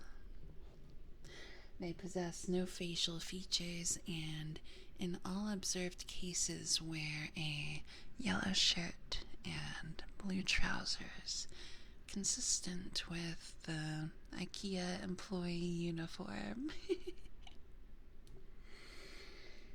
SCP-3008-1 has a rudimentary day-night cycle determined by the overhead lighting within the space activating and deactivating at times consistent with the opening and closing times of the original retail store. During the quote-unquote night instances of SCP-3008-2 will become violent towards all other life forms within SCP-3008-1. During these bouts of violence, they have been heard to vocalize phrases in English that are typically variations of, "The store is now closed. Please exit the building." Once day, quote-unquote, begins, SCP-3008-2 instances immediately become passive and begin moving throughout SCP-3008-1, seemingly at random. They are unresponsive to questioning or other verbal cues in this state, though will react violently if attacked. SCP-3008-1 is known to have one or more exits located within, though these exits do not appear to have a fixed position, making it difficult to leave SCP-3008-1 once inside.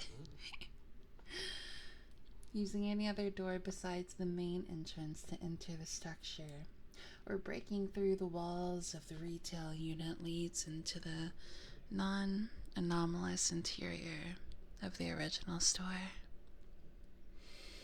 Since containment began, 14 individuals have managed to exit SCP-3008. Following extensive debriefing, all individuals have been administered amnestics and released. So funny. Welcome back, Wavy. Hi, Chicken Joe. Hi, Amiko. Yes, SCP time. You forgot you have to actually go. Bye, Paris. Bye, bye, bye. Thank you for popping in. Zach Lake, thank you so much for the follow. Hope you're doing good.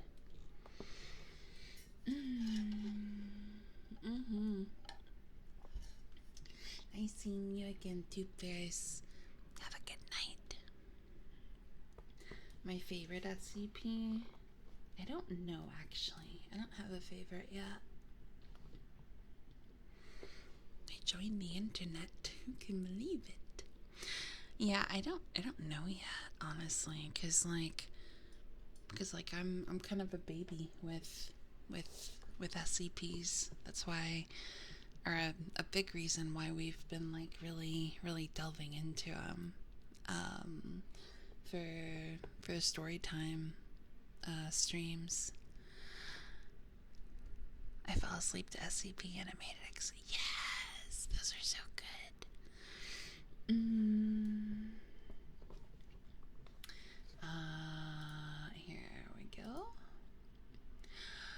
incident. Wait. Where am I? Rex looking within.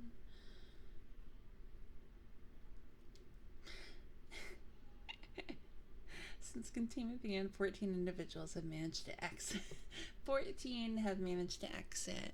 Following extensive debriefing, all individuals have been administered. Okay. Incident 3008-1 at 37 on redacted of 2000 redacted. A human male exited SCP-3008. Followed 10 seconds later by an instance of SCP-3008-2. SCP-3008-2 caught and killed the man before itself being terminated by armed response personnel. This incident represents the only time an instance of SCP-3008-2 has been seen exiting SCP-3008. A full autopsy on the corpse was performed. See 3008-2 autopsy log for more details. The man was carrying an IKEA branded journal, seeming to document his time in SCP-3008-1, transcribed below verbatim. Here's the transcription. Oh, Lord. Okay, that goes quite. Oh, wow. Okay. Oh no. Okay.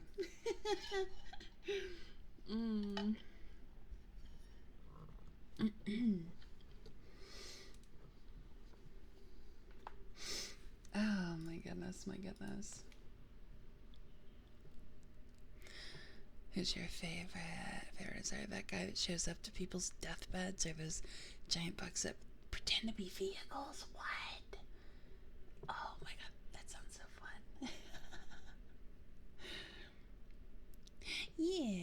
Yeah, scuffed our way over here tonight. It's very sweet.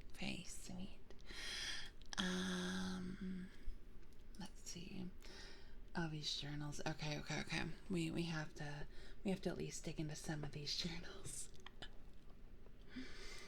So I'm writing this to document that I can only assume is my sudden descent into insanity. Hi, Decca. Oh, Decca. Are you paying attention?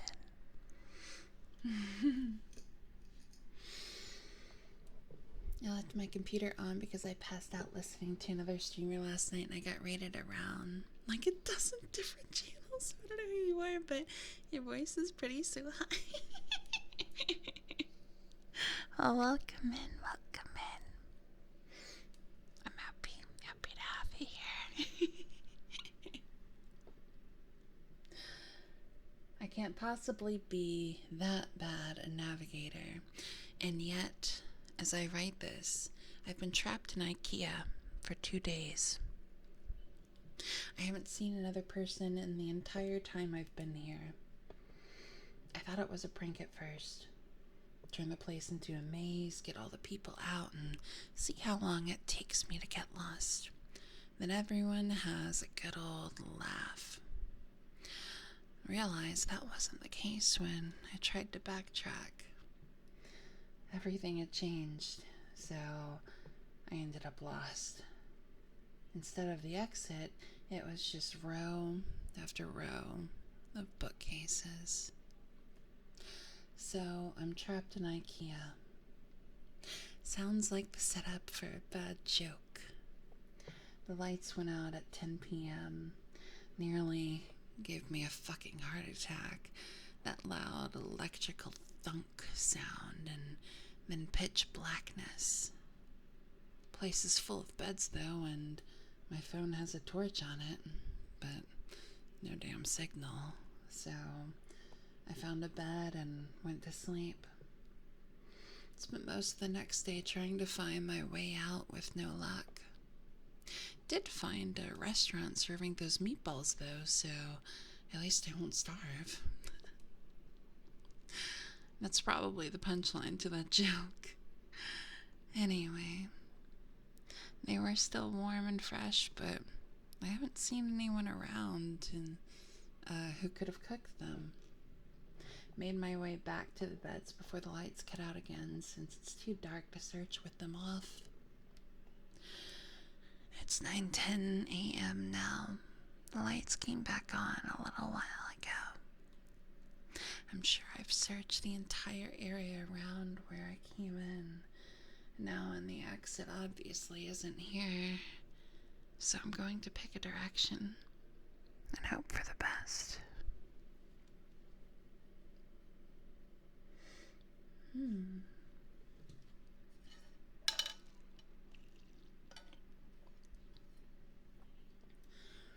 Day 3 of my magical IKEA mystery adventure.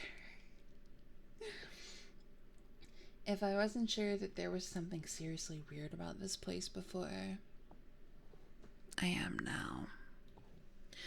Walked for 3 hours in a more or less straight line. Insert IKEA joke here. Before I came across a ladder next to one of those huge stock shelves they have here.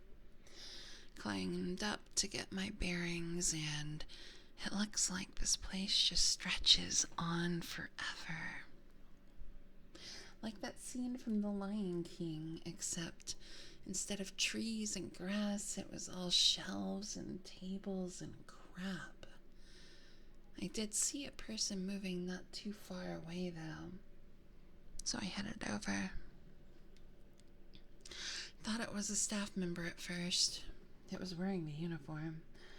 And hell, maybe it was. Maybe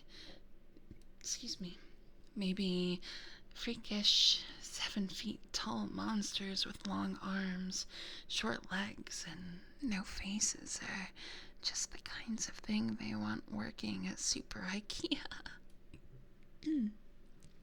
Damn thing completely ignored me, though, and with no eyes or ears, I can't even be sure it knew I was there. Thought about shoving it or something to get its attention, but its hands were big enough to crush a watermelon, so I decided against it. I just kept moving along, and eventually I lost sight of it, so I decided to carry on the way I was going. Anyway, no comfy bed for me tonight. Looks like I've entered the improbably hard and pointy table section of the store. Guess I'll have to make do with some bunched up tablecloths. Phone battery died during the day too. Didn't work anyway, but I feel like I've just lost some vital lifeline.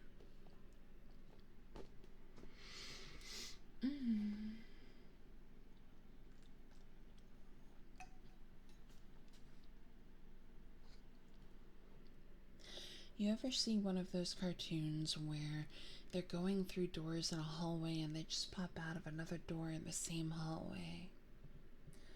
That's how I feel right now. I've seen nothing but the same identical bookshelf for 2 days now. Just row after row after row of them. I mean, come on. I love books as much as the next guy, but this is excessive. I'm obviously still moving forwards, though. I can see the signs hanging overhead passing by. Too bad none of them say exit. Not sure who I was addressing that question to. Let's just say it was practice for the autobiography I'm going to write when I get out of here. Ooh. Oh, this guy's getting angry. This guy's getting angry outside. I'll call it My perfectly normal trip to a regular old IKEA. If I ever get out. Mood, yeah. Pretty cool. Someone wrote a story about that one Clash song about being lost in a sea. They made a song like, that's so funny. That's funny. He's in an IKEA. Couldn't he just charge? Right? Like, it might not work as far as like have a signal, but wouldn't it still work though? And wouldn't they have whatever? I come back for good night. Night night, Decca. Song's too old, like but that's still funny. What a funny. This whole thing is such a funny concept.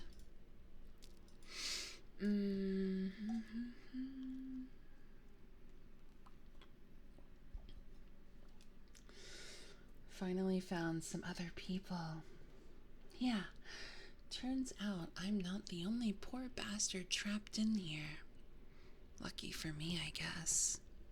My 6th night here, 2 of those staff things came at me in the dark. Different from the first one I saw, but still messed up. Heard them coming. They were saying that the store was closed and I had to leave the building all nice and polite like. I'm not sure which part of that was weirder. That they don't have mouths, or that they were apparently trying to kill me while they were saying it. Came at me like rabid dogs. That's terrifying.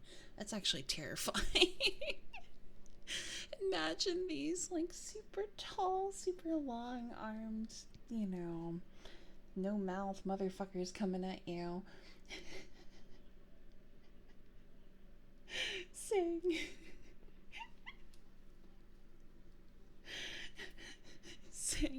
the store's closing, have a good night. Well, they're trying to kill you. That's terrifying. Ugh. Angry Sky Zeus is gooning over some random woman again. Just wait, they get scary. Oh no, don't tell me that. Like giant, like giant mannequins. Ugh. Sounds like my boss. Hi, Danny. Welcome in. So I liked it. Sprinting through IKEA in the dark like a fucking madman. I saw it when I cleared another stand of those giant stock shelves, all lit up with torches and floodlights. They've built a whole town in here.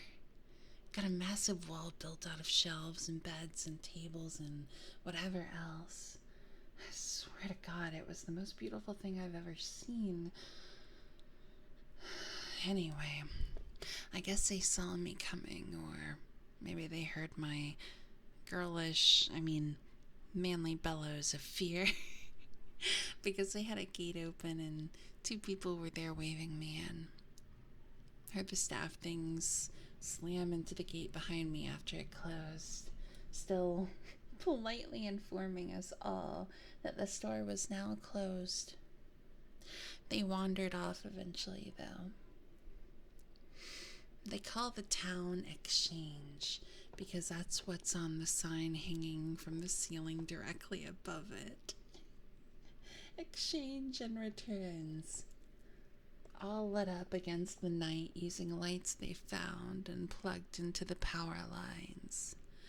And there are beds and food and people. Over 50 wonderful people with regular-sized limbs and a full set of facial features. It's now my 7th night here, and the first one not spent in darkness. A full week living in IKEA. There's probably a TV show in that somewhere. Definitely is, oh my God.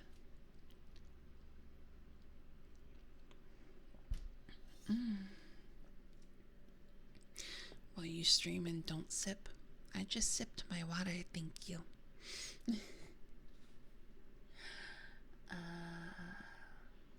Now that I'm around other people, I'm starting to feel more normal. Maybe normal isn't the word, but after a week with only the sound of my own footsteps for company, I was becoming increasingly sure that I'd just gone nuts that I was tied up in some padded room somewhere, banging my head against the wall, but no. I feel quite seen now. Thank you very much.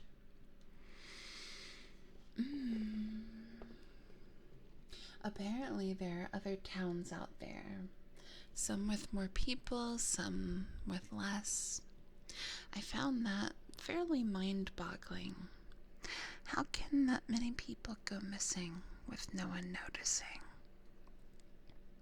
Surely someone would have noticed that everyone who goes to IKEA seems to fucking vanish.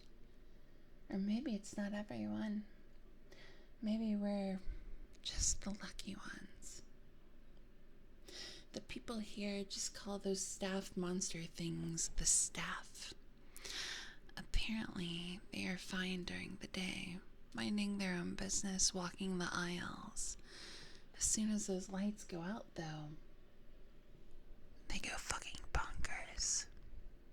So during the day, people go out to find food, water, and whatever else they need. Apparently, there are restaurants and shops around that randomly get restocked. No one knows how. Maybe the staff do it. Apparently, they aren't very good at their jobs, though, because the restocking sometimes takes a while, which means the food needs to be rationed. Maybe if they weren't so busy chasing people around in the dark, they'd get more done. Anyway, when night comes, the staff go nuts, and everyone holds up inside the walls. Apparently, it's the same everywhere in this place. Whatever this place is.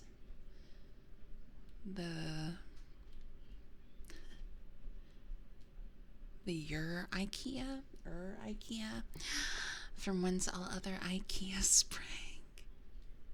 Or maybe we're all still just in the regular IKEA, and this is all some fever dream brought on by mind-numbing boredom. Who knows? This is so interesting.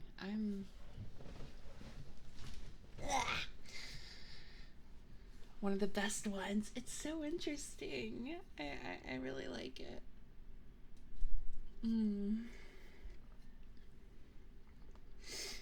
Oh, thank you for the stretch.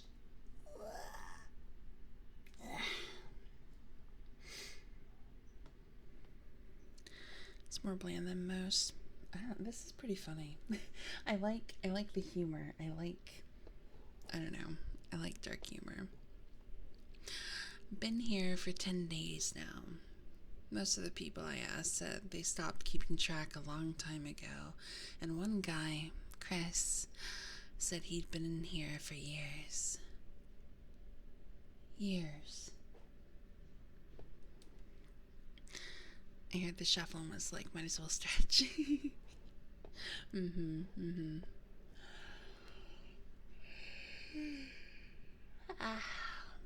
Apparently, there are rumors of people who do manage to get out, and of people who see the exit only to have it vanish before their very eyes. I get the feeling not everyone believes that, but I do. Explains how we got stuck in here in the first place, sort of. And I mean, come on. Staff monsters, row after endless row of high-quality Swedish furniture. I don't know why they would find a disappearing door so hard to believe in. Oh, it's rumbling outside. I think the storm's here.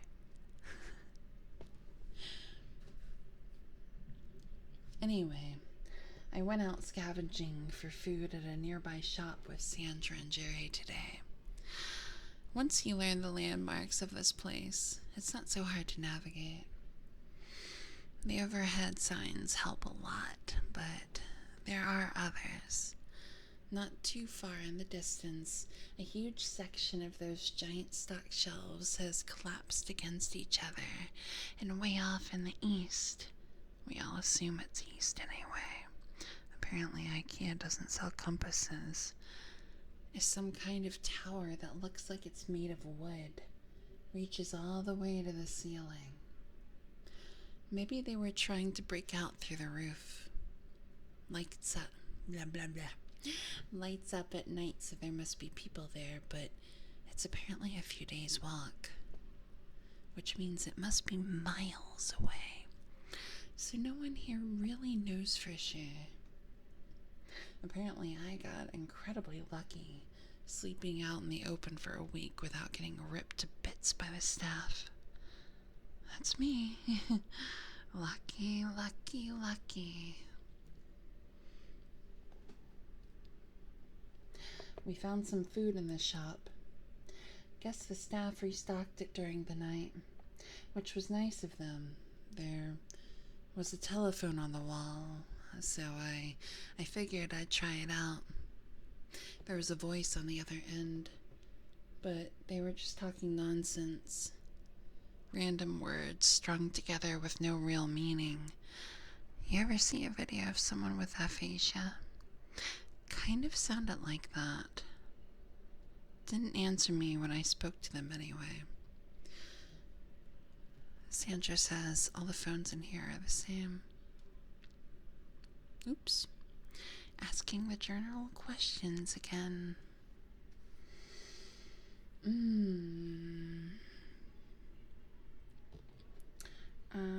Let's take a super duper quickie break because I need to pee and I probably need to check on my dog because he gets really scared, really nervous with thunderstorms. So I will be right back.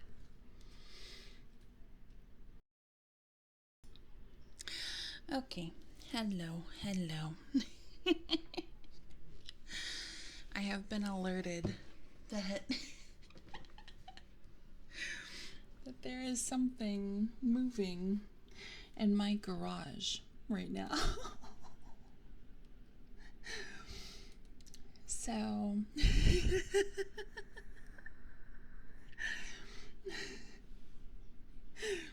I know, right? Ominous. It is ominous. Hi, Johnny. Welcome in. Hi, Golden. Thank you, Patches.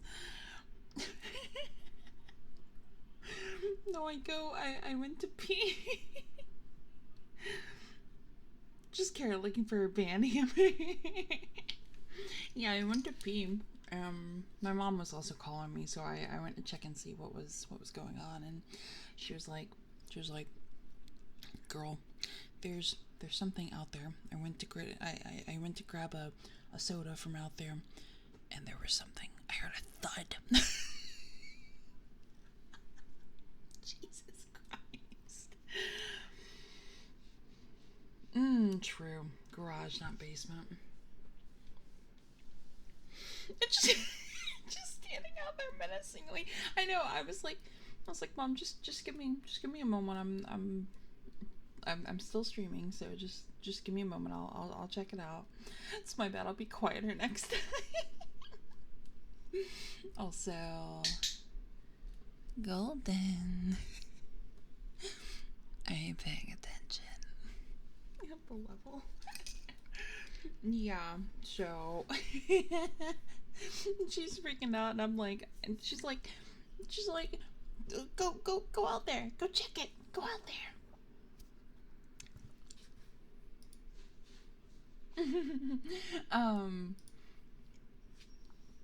4,000 followers, a good kitten pup. That's a good idea, actually. Oh,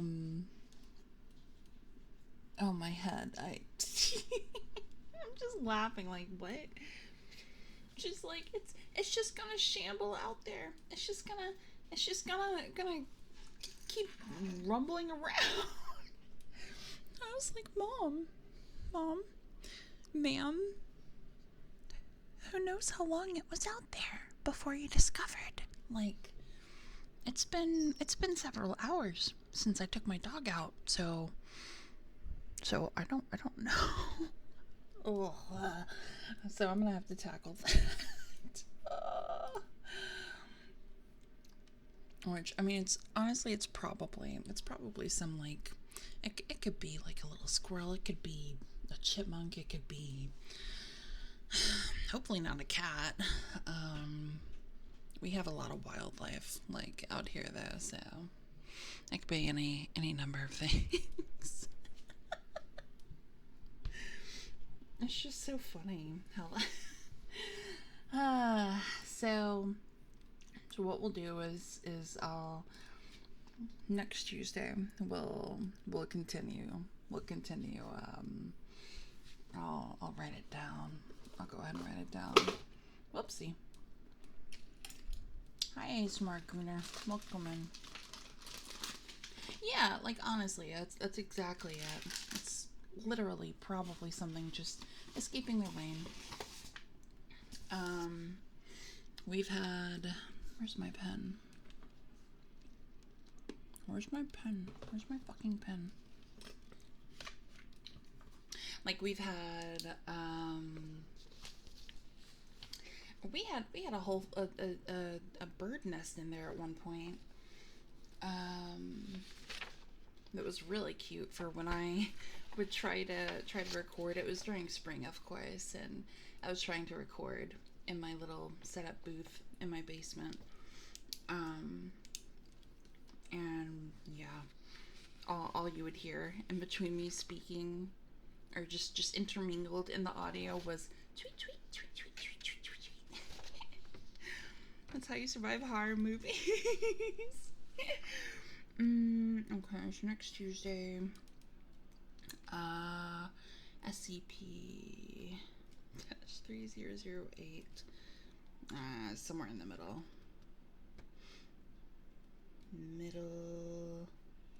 of journal. I'll just do that.